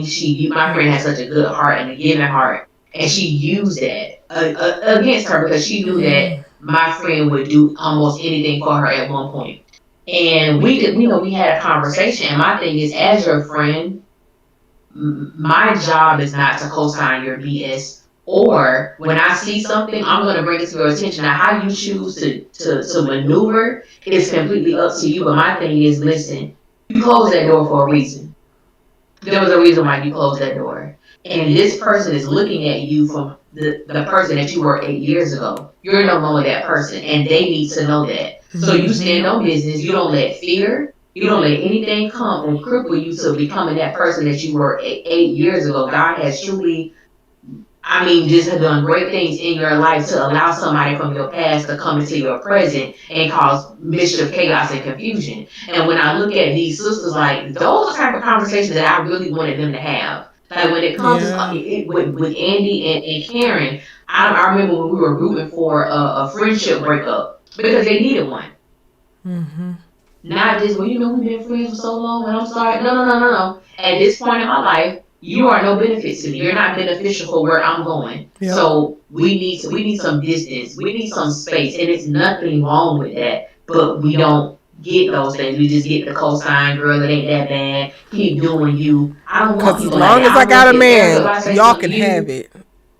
girl, Here. girl. Mm-mm. Me out on my stuff. I say something off the wall to you. I need you to be like, Allie. Now, Let's unpack you that, Bookie. said, Wait a minute. oh, okay. Okay, like that's the kind of people, those are the kind of things I want done to me because it's like, sometimes we can get in our own way. Yeah. We can get clouded by emotions, past feelings. Oh, yeah, I used to love him, girl. Now he coming back on, girl. You left him in the past for a reason. Leave him there. Mm-hmm. We ain't spinning the block. We don't. I don't do that. Period. But we ain't spinning the block. And when I look at just how they have maneuvered these relationships. Like you said, you literally just hung up on Sabrina. Like you literally just, and that's the thing too. Also, because you were so caught up in your own stuff, you hung up on your friend, and now she's experienced what she's experienced. She's gone through this accident or whatever. And you never know when you get off the phone with somebody, what's gonna happen. But it was just the way that Danny, in my opinion, props herself up. Yep. But when it comes to those around her, she doesn't give them that same courtesy that she wants them to so desperately give her. Like, pay attention to me, pay attention to my needs, pay attention to what I feel I'm not getting, my deficiencies. Pay attention to that. Deal with yours later. Yeah. And it's like, I'm sorry. Okay. Yeah. Okay. I'm glad that you brought that up, Allie, because I want to see if we're going to see a guilt-ridden Danny for that being their last conversation and how she actually ended that conversation, because I didn't even think about that. But that's very, very valid. Once they do find out, what happened to her and why she didn't show up at the cookout. How did you feel about Rich kind of confronting Danny?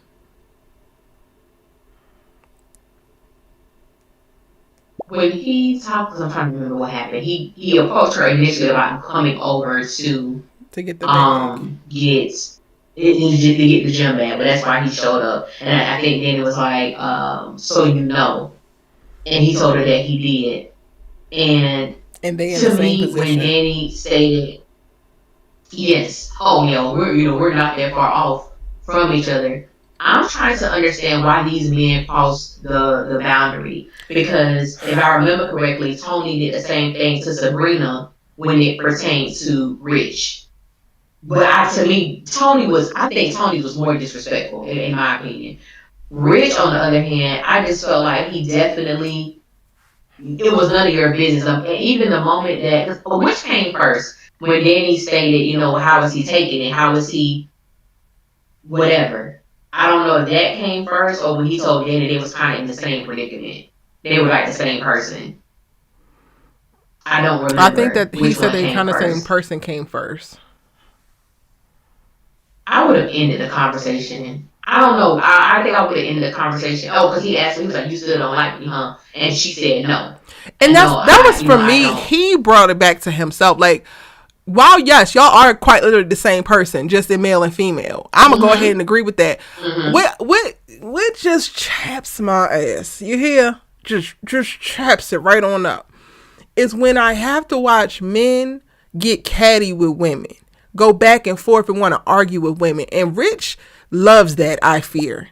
He likes that idea. Like, he got an attitude, you still don't like me, and then he storms off. And it's just like, you look like you be the most attractive man ever and then look like the worst. Like, all attraction just damn evaporated because you so fixated on arguing with a goddamn woman. What the hell is wrong with you? If you're not using the damn balls that you got, hand them here, because I use them. Hand them here. Want to sit up here and be arguing with a woman for what? About another man's penis. You look stupid as hell, Rich. I'm sitting here watching this and I'm like, okay, it's one thing to advocate for your homeboy, but you're not going to cuss the girl out into getting her mind right and taking your boy back or whatever the hell. Like, what exactly do you think is going to come from this? At this point, you're being catty just to be catty, and why the hell are you doing that? It's disgusting. Yeah. It's highly unattractive. As soon as I see a man arguing with a woman, I'm like, just hand the balls here. Here, just hand them over. Because I would know what to do with him before you Yeah, do. Ugh. yeah. I definitely would end the conversation, but like you said, he wasn't lying as to what he told Danny as far as, and maybe she needed. I don't know. It's just it would be different for me, Erica, if he had not stolen her money. Yeah. Like if he was in a position where he didn't do anything egregious like that, and Rich told her that, and it's But it's also the and way like I that said, you not do it. condoning it. It's the way that you have the conversation and what's your Absolutely. intentions. Because Aaron has had countless confliction conversations with some of the girls where he might have had to tell them some truth, but Yes. because he leads with intention of like he actually wants the best for the person he's talking to, it don't come off catty. You're catty because you one Yeah. trying to center yourself and then you trying to run behind that and center your stupid ass boyfriend. But also, what is her experience? Because also to your point, he stole $10,000 from her, and you looking at her crazy. You looking at her like she done lost something. She ain't lost nothing but a goddamn thief and a bum with a dirty ass.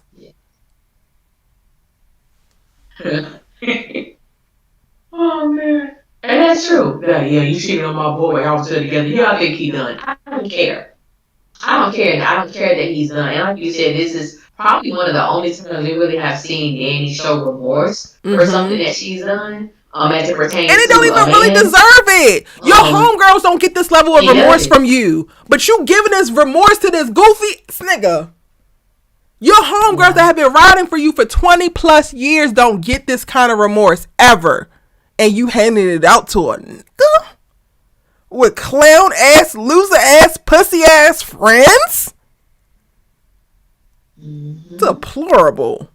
That's who it was. It just made me so upset because I put her in the same category with Sabrina in this episode. Like you're giving this man, Mm-hmm. you're lending your emotions and your energy to this person who doesn't deserve it. And even with Tony, initially I felt bad for him because I'm like, Danny doesn't want to be with you. You're good for maybe in-house penis when she wants it, but for the most part, there's a disconnect there when it comes to the Yeah. emotional aspect of your relationship. And then you steal from this woman, and then you act like it was you downplayed it, like it was a funky $10,000. I'm sorry, what? The way that they had him going with that, she cheats, and now I have the right to be hurt. I have no, but you know what I would have seen. I'm real. I was once petty. I would have said, "Oh no, it ain't that big of a deal.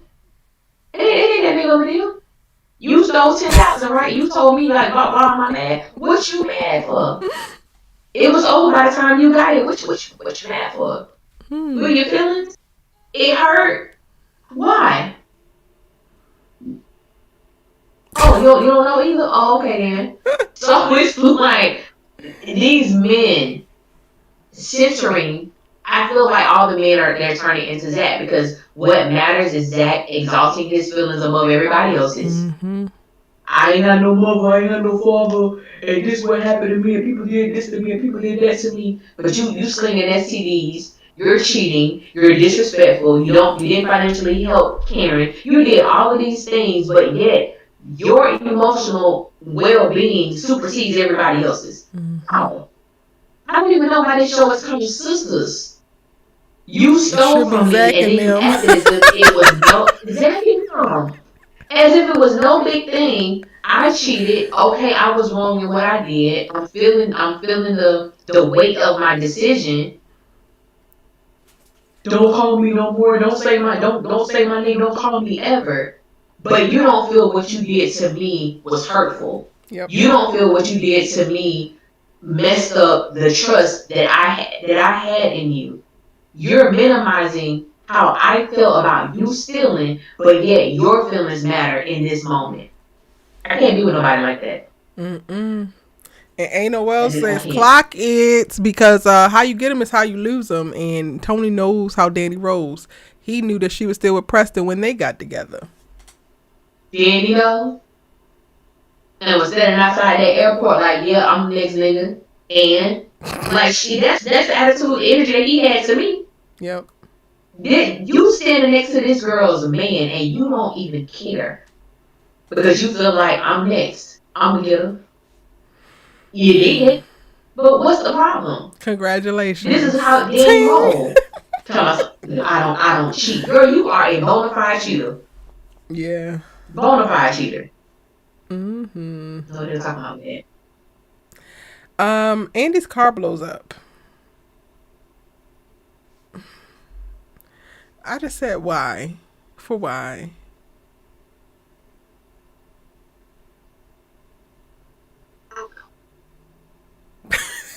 We didn't get enough. It wasn't It's enough the for us to see stupidest Sabrina thing car flip. ever. What? Her car's blowing up, and it's somebody who just put the bomb there because the alarm just went off after they had a little moment of sending Karen and Aaron off. So she's gonna go check her car. We don't even know if she actually gets close to the car. We don't know where the hell Andy is when this explosion happened. But then this explosion happened. So then what, Tyler? Like, what do y'all want from us, writers? I really want to understand.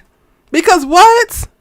Why is her car exploding? Gary's supposed to be remorseful and supposed to be a Tony. He's giving back money and heading his ass to Ghana with his goofy ass kids. The doctor, last time I checked, was not a bomb enthusiast. He just wanted the goddamn cookie. The goddamn police officer is somewhere probably trying to get Tony ass arrested on the side of the road so he can continue the goddamn ass whooping. So who is there even to blow up her car? Jasmine is dead. Old slimy greasy head is dead. Can't remember his name right now. Who is there to blow her car up? This is the most random ass plot point, the random ass cliffhanger, just for the cliffhanger's goddamn sake. Sabrina's already been spinning around because she got her ass knocked 6 ways from Sunday. Who drives through a damn intersection and doesn't look left or right? I don't understand. I'm not victim blaming. I'm just saying that whole visual. I was just like, wait a fucking minute. You have that. Yes. The Sabrina hanging in the balance wasn't enough. You gotta blow up Andy's Bentley, just cause, huh? Just cause we can. Oh, Miss Shelley says that Penelope did that to Andy's car. Oh God, she's my main suspect. Penelope is number one on my list. If Penelope blew up her car, where the hell was the explosive when Gary was laying hands and feet on your ass? When you was losing babies, where was the explosive then? Cause the explosive is too little, too late now, ho. Blowing up Andy's Bentley for what? And if Gary's running around making amends with everybody else, he ain't swing his ass by Penelope. Girl, you need to find your ass some healing because this is stupid.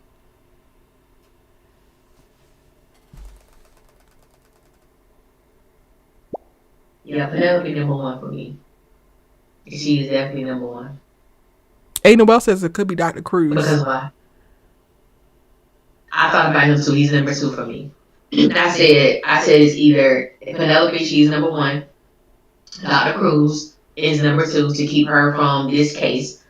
But then again, I don't know if you read them, Erica. The first 4 synopsis I haven't for yet. season 10. Okay, you told me about it, but child, I was busy.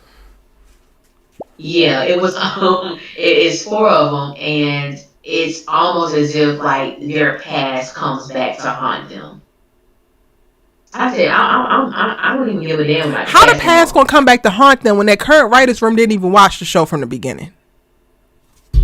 Baby, you know they finna make up something. They gonna make up something, and it ain't gonna make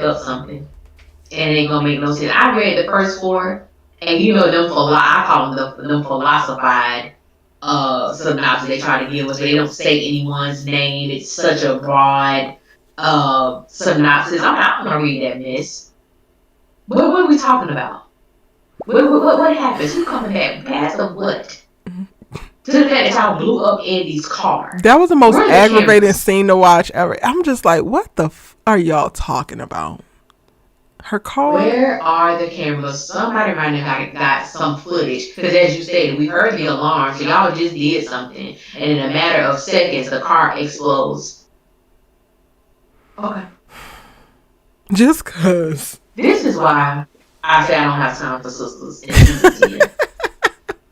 Because as so many people have said, we started this season in a hospital. We're picking up season 10 in a hospital. It was an important storyline to show postpartum depression and the way Black women specifically are treated when it comes to their childbirthing experience, or when women of color and so on and so forth. But women in general. And I think they did a great job with that for the 22 episodes of what they could fit in. And it was very emotionally taxing. It was a lot. It was very heavy.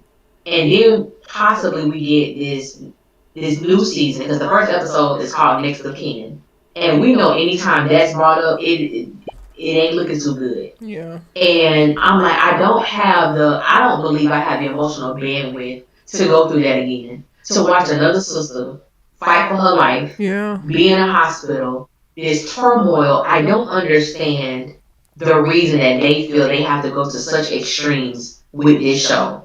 To just show people in their everyday life. And I know we briefly said something about girlfriends earlier. Baby, ain't nobody car ever blow up. Now, Joan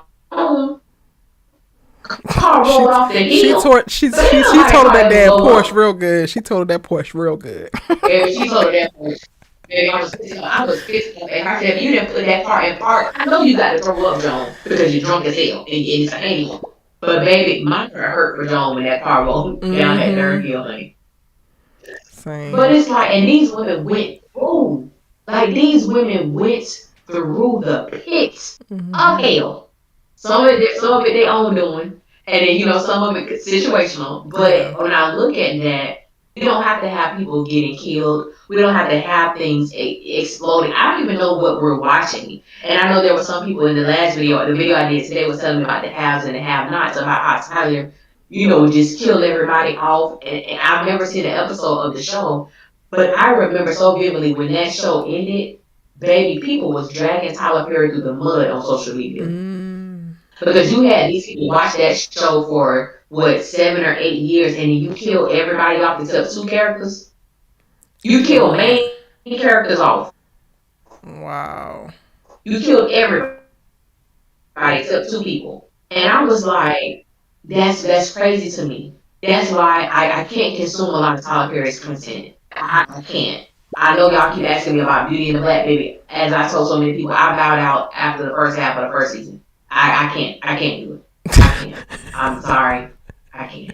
I tried to support the show with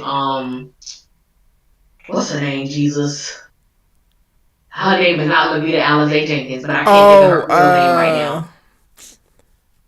It's gonna bother me because I wanna give her real name. Terry Vaughn. Yeah. Terry Vaughn. I watched like the first half of it. The second half and it was a struggle for me to get through it. I'm not gonna hold y'all. It was a struggle for me to get through it. I have yet to finish the second part. I couldn't. I tried, but also I've been in a different space. Like I've been reading, so like the first half came out before I became so obsessed with like reading. I turned that show on. I said I'd be damned. I could make it through 6 chapters.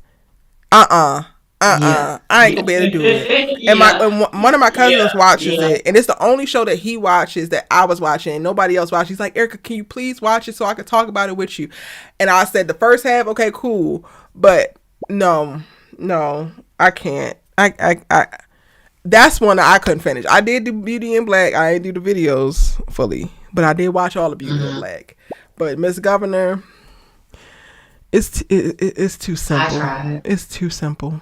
I tried, y'all. Yeah, I tried. I said, yeah, I can't do this.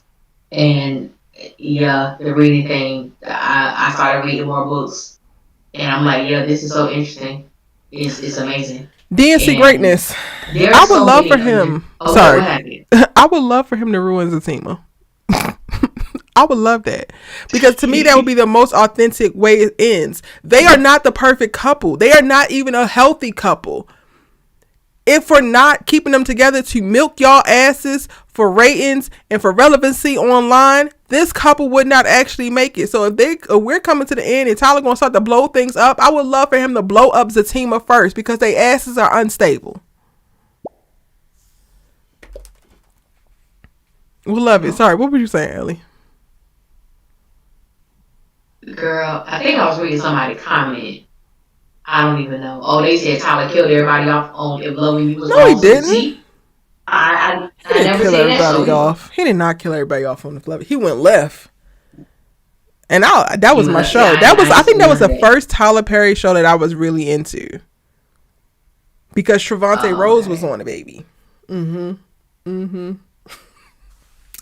See, I don't know nothing about it. I just be like, people be telling me something, like, y'all gotta help me out, because Sistas is the first show of Tyler Perry that I have watched in its entirety. I tried to watch Ruthless. After 3 episodes, I said, "Oh, the hell, I will not." I never watched it. I think I probably saw 2 episodes of Meet the Browns. But when it came to the OG House of Pain, that is by far my favorite show of in the Tyler Perry world. And it wasn't written by him. He didn't write one episode of the OG House of Pain, and I loved it. It was so real. It was so special. Like Janine and CJ are by far my favorite couple. People be saying that Zach and Tim are their favorite couple, baby, but they don't hold a candle to Janine and CJ at all. Don't come nowhere near. But I don't know. It's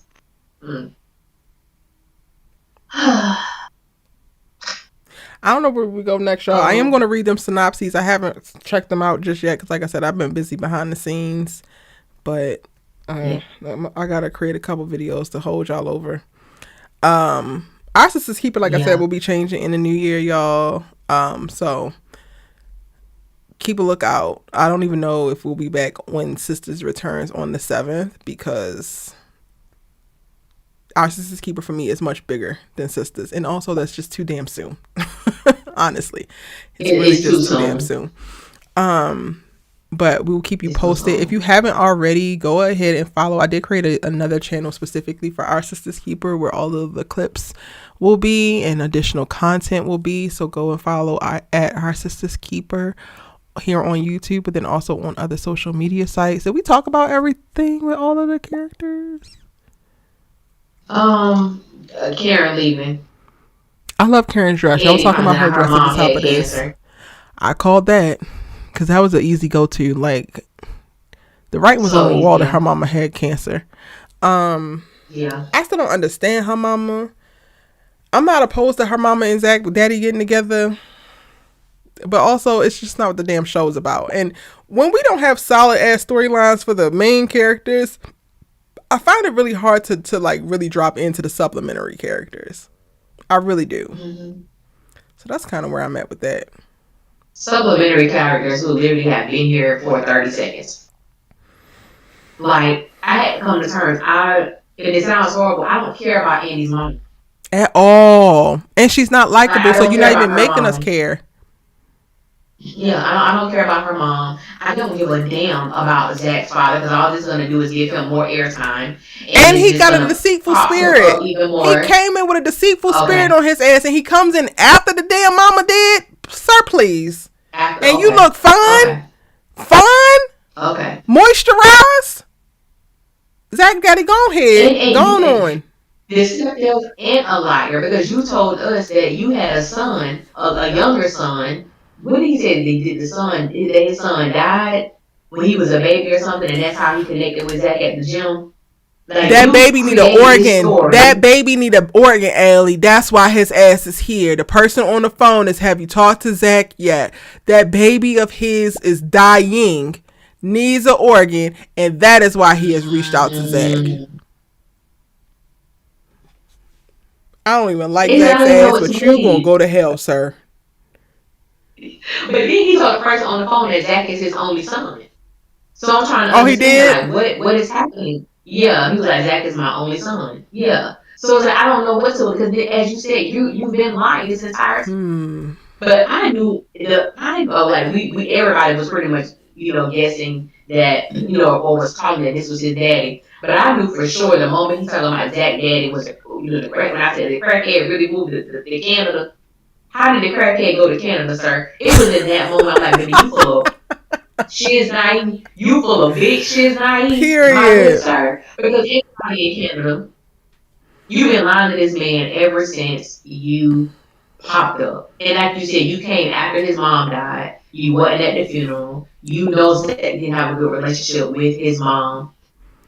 You've been in Atlanta the entire time. But then again, the apple don't fall far from the tree because Zach is trying to give up Michael as well. So, hey, I really don't care about that storyline either. At all. I don't give a damn. At all. And Andy, hope your mama beats cancer, but also she can go as quickly as her ass came, if you ask me.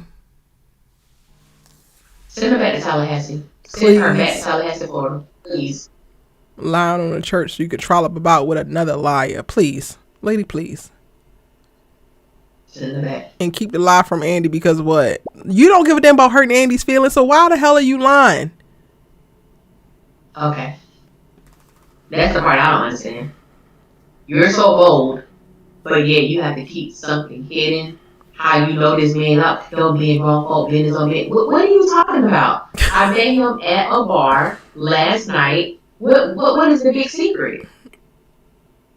I said, Yeah. So I don't really have much to say. The send off, to me, the send off between Aaron and Karen, that is what solidified they're not actually going anywhere. Because now they feel like they're going out of their way to keep saying it, and then like have all this stuff built in. And you got Miss Lisa, she moving to Seattle as well. I said, oh no, they just gonna have a Seattle set. Okay, fine. Yeah. I would love the distance. The girls not being able to readily get on Karen's goddamn nerves, and maybe we gonna get some of Karen and Aaron living a damn life. I will take it. Absolutely. Yeah. I will take it. I'll take it too. Mm-hmm. But that's what I felt like the closer it got to it. That's how I think. Because I'm like, I think she's leaving Atlanta, but she may not be leaving Sisters, where she may not be in every episode or whatever the case may be. But I can see that more of Karen and Aaron living their life separate from the Sisters, but still being on our screen as well. So we'll have to see how that goes. I mean, it'll be the closest thing that we can get to a damn spinoff, because they damn deserve it, but you know.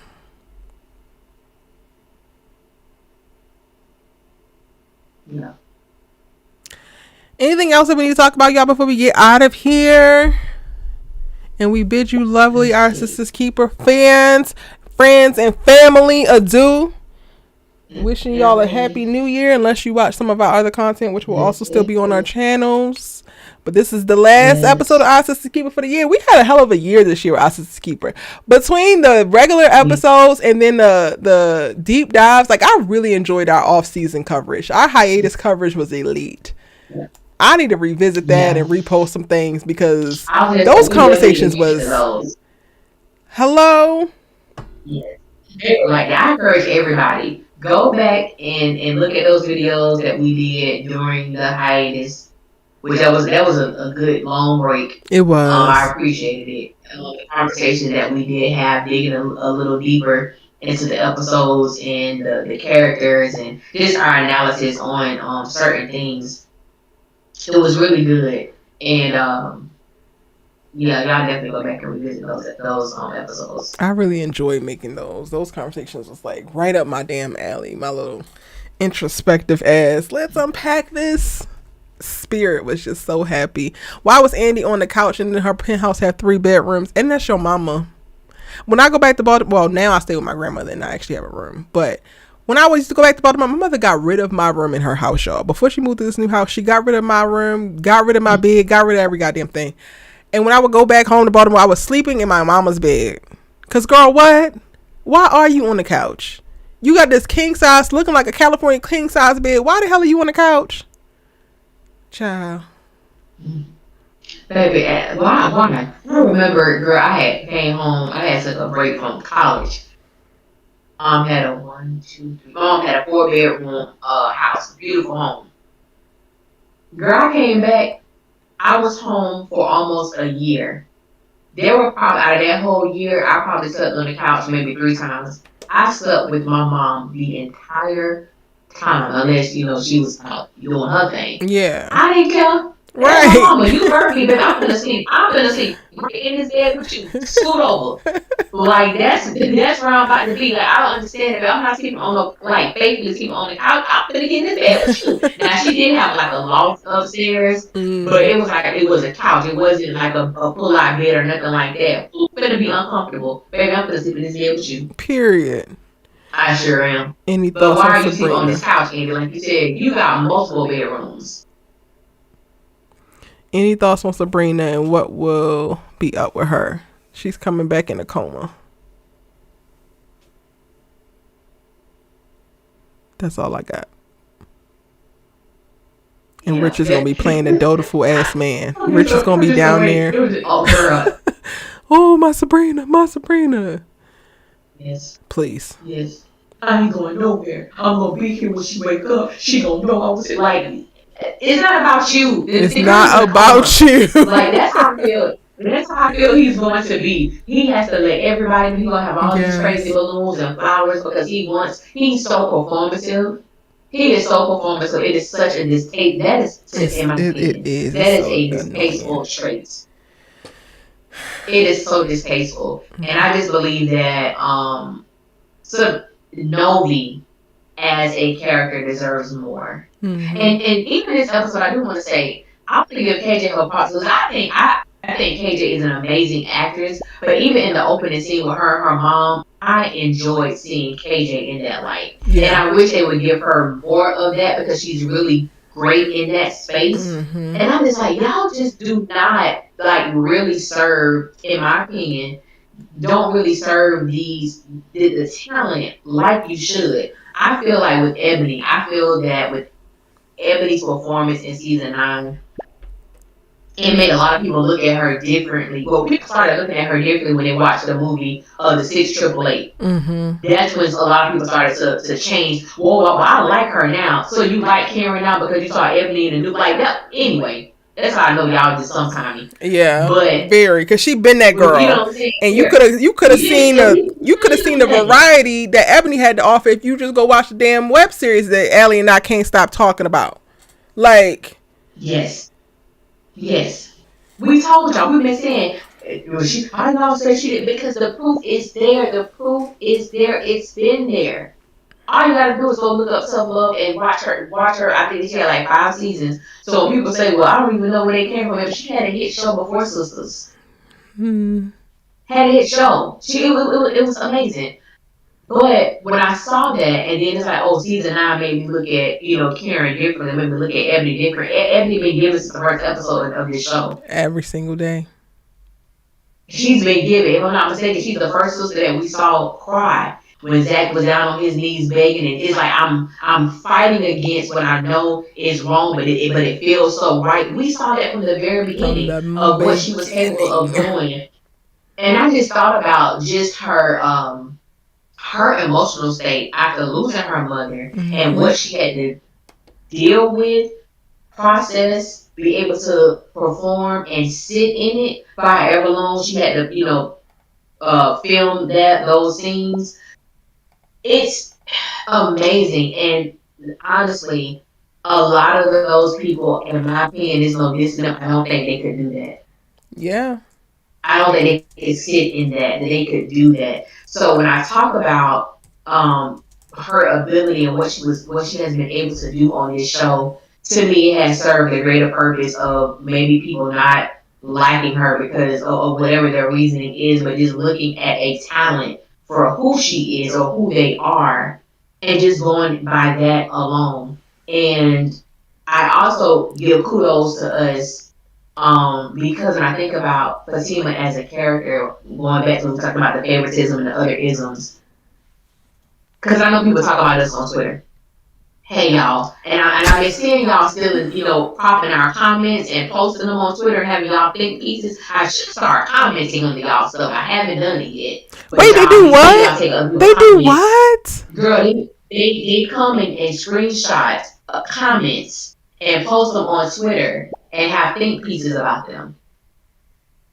Are you serious? Yeah. I have Yeah. not. Because I You saw gotta one send me one of comment. them, Allie, It because said, I have wait a not minute. seen that. I'm sorry. And it's randomly how I see it. 'Cause I don't follow these people or nothing like that. So I just randomly see them. I said, wait a minute, they comment, it look familiar. They don't show the person like icon or show their name, but they show their comments. And I like, that comment look real familiar. And I look, I said, oh, I know exactly who made that comment.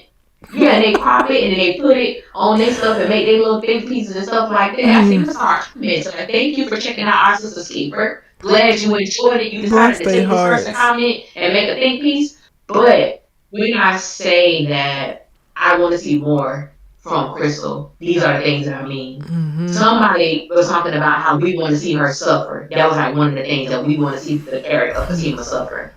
And my thing is, I don't believe that either one of us have ever stated that. But what we do want to see is if she is supposedly a sister, all these sisters go through tragic events. They go through traumatizing events almost multiple times a season. What the hell has Fatima gone through?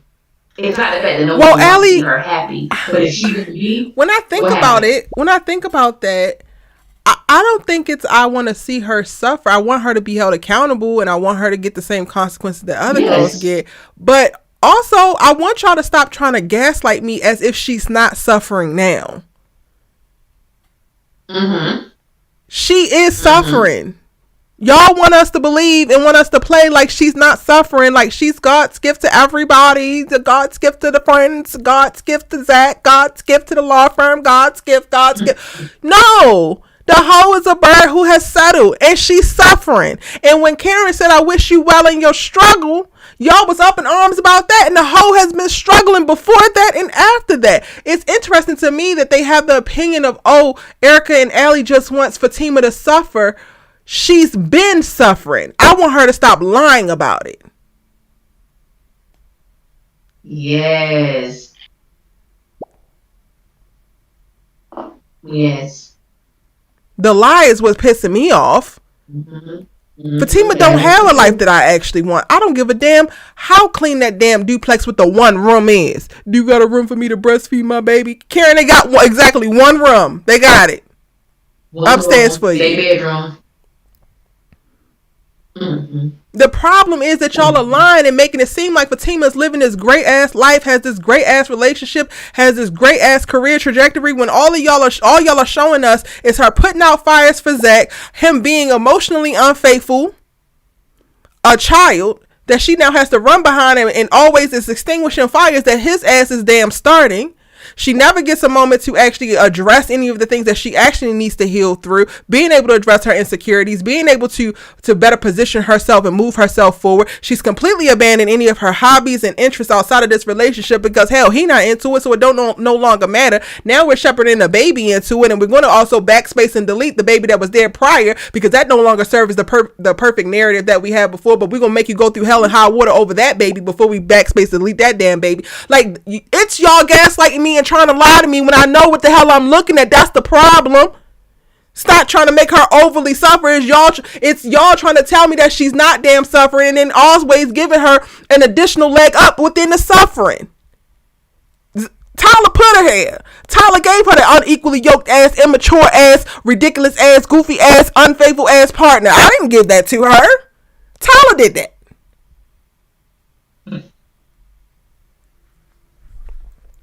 We want her to suffer. She's already suffering. She in the suffering, baby. Yeah, in the suffering. That's interesting. Yeah, They we just want to see want her Fatima suffer. to suffer. And somebody was like, well, when is being happy? I said, baby, she's not happy, and that's the problem because y'all don't see that. That's the Fatima problem. is not happy. And the thing about it is, She it's is the hyper same people vigilant, who which is love. a trauma response. She is constantly on the Yes. goddamn lookout. Why was she on that damn balcony eavesdropping on that man? Because she needs to be hyper Yes. vigilant navigating the world that Zach has her in. Yes. She don't know peace. She don't know happiness. And I don't give a Mm. good goddamn how many times she smiled because there's plenty of black women who have been indoctrinated and normalized to smile through our damn pain because it could be worse. Y'all are accepting that it Yes. could be damn worse and you mad at us.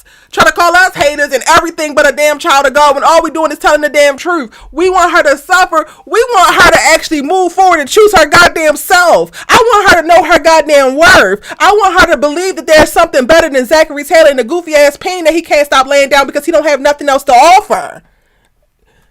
If you wanted to know what I wanted for Fatima, you could have just asked my ass because suffering is not at the top of the goddamn list. That's already checked off. Been there, done that. It's consistently still happening.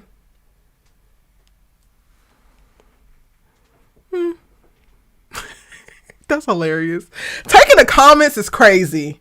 And they probably taking the comments because their asses probably got blocked. Taking the comments and just making these, and then I want to say this too because it's literally the people who are, which I call y'all, Zatimaholics. We Y'all got one are in the the chat now. ones Harold who, says I'm always ranting about Zach. That was a whole rant about Fatima and people trying to put off on me. And this is the shit that y'all do. This is the shit that y'all do. You half listen to a conversation, and then you wanna project some stupid ass statement. She's always ranting about Zach. That was actually a rant about Fatima and how y'all got her messed up and I don't. And you want me to believe that I'm stupid, and you want me to gaslight my damn self because you're gaslighting me. Like, hell, go to hell, ho. Can you do that for me, please? I missed the whole thing.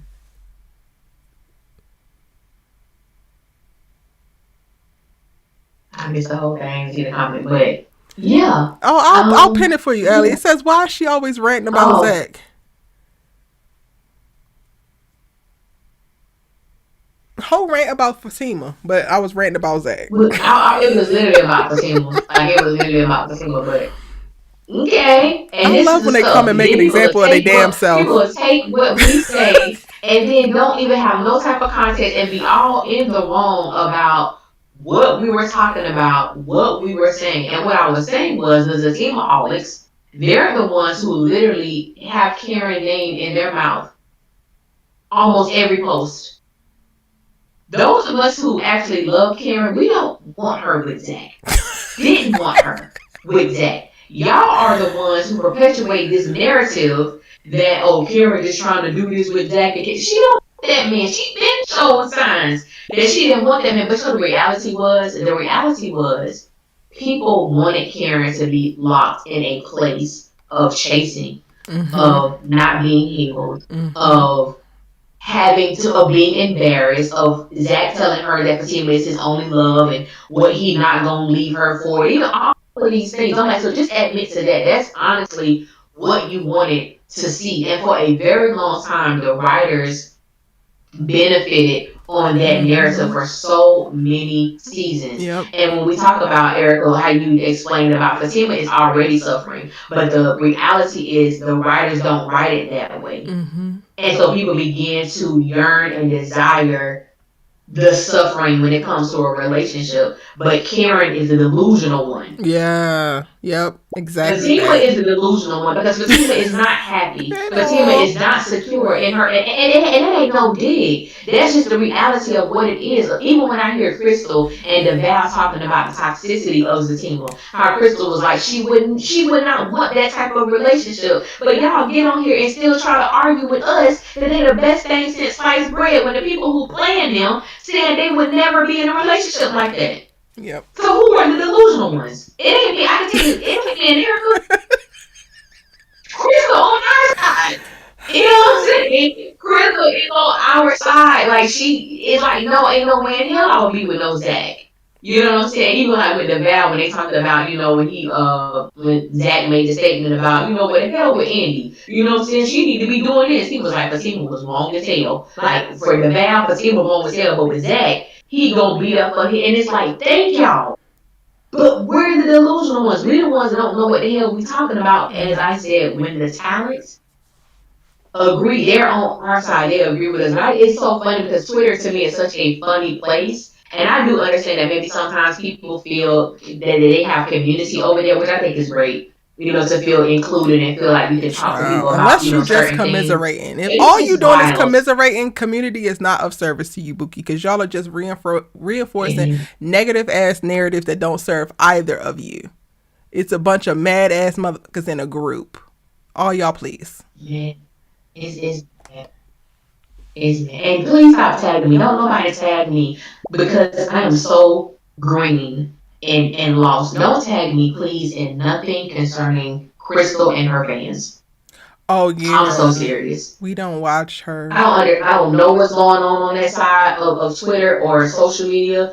I stay far from that. I'm not interested in it. I've let it be known. It ain't no diss to Crystal. I'm not a fan. I don't listen to her what you call it, podcast or Podcast. nothing like that. I'm not a fan. Please don't tag me in none of that stuff because when I say those people are touched by something. They ain't by angel. Deranged. They Those are people are deranged. touched. I don't want no parts of it. I don't want no parts of it. Child. Them people need prayer. Like for real. Regia was asking, what do you think about Penelope saying that she was smashing Robin? since you wasn't here last Oh, week. I respond. I think she's lying. I I think don't she believe lied her at too. all. I believe that she did that as a way to try to hurt Andy, but I don't believe for a long shot that Robin would entertain her. Yeah. I don't. Same. Mm. It's it's Harold coming in and being an example for me. I just love it. This is a great wrap up. Moving The dude I had to on. dress. It's just like Moving they be on. in here, they be lurking, they screenshotting comments and running back over to Twitter. This is hilarious. I And understand. also, Next time at the end I'm of gonna the definitely day, screenshot. you could quite literally hear what I have to say and be like, Erica's on some bullshit. I don't care. And go on about your life. To me, it's so interesting how people get so caught up in a tizzy about what I think and what I have to say, but then have such great beef with me. Because I don't listen to people who I don't have no respect for. I could give a goddamn less what you think about life, what you think about love, what you think about any goddamn thing if I don't respect you as a person. So, like, also, y'all out here consuming media, whether it's social media, whether it's mainstream media, whatever the case may be, use some damn discernment. And if you assign value to somebody, then cool. Heed what they saying. But if you don't, keep it the fuck pushing. Bookie butt. Because it's quite literally never that deep. Harold, you sat in here for however long just to get to a point where you found something that you could jump in and say, oh, she's always ranting about Zach, and your ass was still wrong. What could you have done with your night that could have been something that actually helped you out? Even though I'm trying to help you out, especially the ladies, black women, especially the ones who have issue with what Allie and I got to say, we're quite literally trying to help you. Not a thing that Allie and I are saying, especially when we are being the most critical of the Dannys and the most criticals of the Fatimas.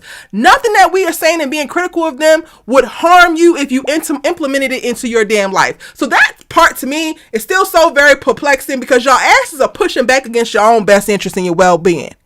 We're quite literally advocating for you to have some goddamn self-worth, some discernment, and to be able to navigate these men as you should, because they will get you every single time if you allow them to. And y'all are mad about it. Y'all are fighting about it. Y'all are like, absolutely not. We deserve the right to get cheated on with a dusty. Then cool. Be cheated on, ho. But also be quiet. Okay? Be quiet. I second that. If you want to be in a relationship with an emotionally unintelligent man, by God, Miss Molly, do your damn thing, but shut the hell up. At least shut up here. When you come in my house, shut your emotionally inept, mentally unstable ass up. Learn or leave. That might be my new damn motto. I love it. Oh, anything else, y'all? Anything you want to add before we get out of here, Allie? For the end of the year, sum up the year. I think that Two more seasons of Sisters. Thank y'all for rocking with us this season of Sisters. This has been, I think, the most emotionally taxing season for me. It's been a lot. It was a lot. I think the last time I literally cried on Sisters was in season 2 with Karen and Andy when she was telling her she couldn't take her being in another abusive relationship. I literally had tears in my eyes this season. I think I literally let some people. It was a lot. It brought up a lot of like my own personal stories or my own personal experiences, and those people that I know that have lost children during childbirth, like carry the child full term and then come home with their baby, and me going to their home and writing my name in the book, and it was like it brought up a lot of it triggered things I hadn't thought about in years, to be honest. So it was emotionally taxing. However, I'm just grateful for those who have a listening ear and those who definitely have the willingness to consider where they are. And I do think those who reach out to me, via DM, and we can have conversations, whether we agree on certain things or not, but I hear their perspective and they hear my perspective, and either we, come to a commonality or we don't. Well, which is perfectly fine. A lot of people come and they be on some rah-rah stuff, and I will ignore you because I'm not on no rah-rah. I guarantee you, when Erica and I do our Sistas Keeper on Wednesday, and we put out our videos, if y'all knew the other things that we were doing, we don't consume ourselves with sisters. Child. That might hurt some people, but we don't think about this shit. Like, I'm gonna be honest with you. I tuned out the sisters so long ago. like honestly, if I wasn't doing the reviews, if it wasn't for Our Sistas Keeper, like I said many times, Sistas would be a show I would probably watch on a Sunday after I've done everything I need to do for the week. Mm-hmm. So I do enjoy the family and the camaraderie that we have been able to develop.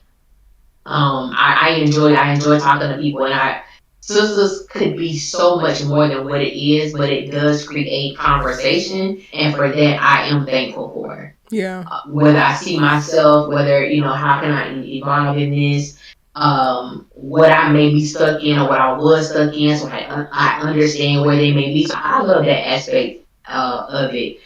But yeah, that's just my thing. I'm just grateful, that we've come to another year, and it all started by you were somewhere doing Sundance. What do you call it? It was Sundance, Mm-hmm. and after I was at work and you were on live, and I was like, oh okay, I caught one of her lives, and you were talking about sisters or something. And I remember I did a comment or something, and you was like, send me the link to one of your videos, and I'm gonna check it out. And you're a woman of your word because you did. It was quick. It was quick as hell. And you did, and then you reached out to me. So it just goes to show how things can happen. Yeah. And I'm grateful. I'm grateful for that. Like I'm forever grateful for that. Oh. I am.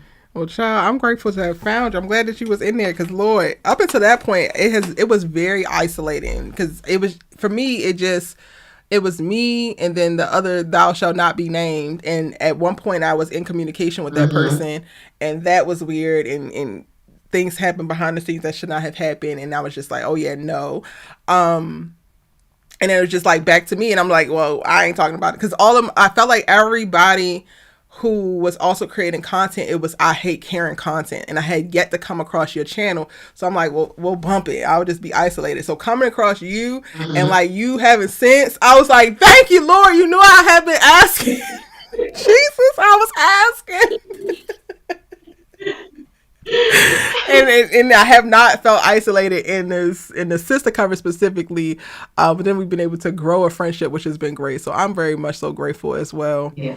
And even with all the stress, even with all the annoyance, even with all the plot holes and the bullshit, I am grateful that sisters still exist because one, I do want these women to be cultivating really strong careers and making money because it's a very hard time to make money right now in Hollywood. Trust me, I know. And I think that some representation is better than no representation. So while Sisters as a series, as a universe is not perfect, I would not want it to not exist completely because we would literally not have anything. And then like to your point, we are able to do jumping off points from the things that they present and have deeper conversations in a platform that we are able to carve out for ourselves. So yeah, I'm grateful. Grateful to y'all for being willing. Y'all come in and y'all watch every single week. You engage, you comment, you ask questions, you push us. Vaughn said I was drinking the Fatima Kool-Aid, and I had to just go ahead and admit it. I was. And you know what? That's growth. I love that for us. I love this community that we've been able to foster.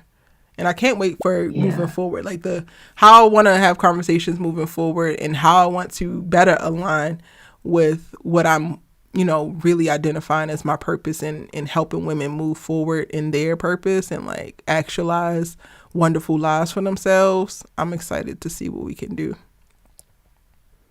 Me too. And I love that. Thank you, so shout out to the fam. Shout out to y'all tuning in. Like Erica said, every Wednesday night, y'all are faithful. Baby, let me tell y'all, a lot of stuff has happened this year, personally, with Erica and myself, and everything has not been shared with y'all. But when I tell you, baby, the fact that we have shown up, the fact that we have, pushed through, the fact that we understand, because I do believe that this is a purpose driven connection to. We live in such a society where there's a lot of people who sit behind a microphone who don't need to be behind a microphone, who is spewing things that are detrimental to our culture, detrimental to mindsets, detrimental to behaviors. And so it is so vitally important. Like you can listen to whatever you want to listen to, but when it comes to the things that you want to do as an individual, as far as becoming a better version of yourself than you were last year or the year before, or even 6 months ago, that it does take work and a made up mind. And also, having grace for yourself. Because you're not going to get everything right. You're not going to say everything right. But having grace for yourself in those moments where you might backslide or you might not say the right thing. Giving yourself that grace and giving yourself that space to grow. And yeah, man, life be lifing. Life be lifing, and I know life be lifing for y'all too, and that's why I remember we can always tell when there's somebody new in the chat because we remember the names. Like it's almost like y'all kind of distant family. You know what I'm saying? We see y'all once a week or sometimes more when you comment in the videos, but to be live, like we know a lot of the people that be on here, and for me that's so important. 'Cause I think sometimes people don't honor the family they create on social media. They take advantage of it. And I'm thankful that Eric and I are not those type of individuals where I really do be praying for y'all. Somebody come in my thing and say, hey, I'm going through this. Yep. It may take me a minute to respond to you. Yep. But no, if I read it, if I see something, I'm praying for you and praying that God honors my prayer for you. And I just want people to be blessed in the sense of you enjoy the time that you have here. Yes. That you really enjoy the time that you have here, that you appreciate the time that you have here, and every dream, vision, everything that you can imagine that's beneficial for your life, that you're able to obtain it. Like that's really what I want for everybody who comes across us. So because it's short, life is short, and that's something. Child, 2025 made sure I learned that, girl. Like you better get to it. Because all this stuff that you're saying later on and this, get to it here. Get to your happiness. Yeah. Get to your peace. Get to your grounding. Get to knowing yourself better than anybody knows you. Get to it. Yeah. Thank y'all. We love y'all. Happy holidays. Love y'all. Yes. We'll see you if you are watching any of our other content, because I do have a bunch of Beyond the Gate stuff, child. That's the other big heavy hitter on my channel. And other stuff dropping as well over the next few weeks. I'll see y'all in the comment section. I think I might have a live for Beyond the Gates before the end of the year. But if I don't see you in another live before the end of the year, Happy New Year. I'm wishing you the best. We are praying for you. We are so grateful for you. We thank you and we love you guys. Yeah. Good night, y'all. Good night.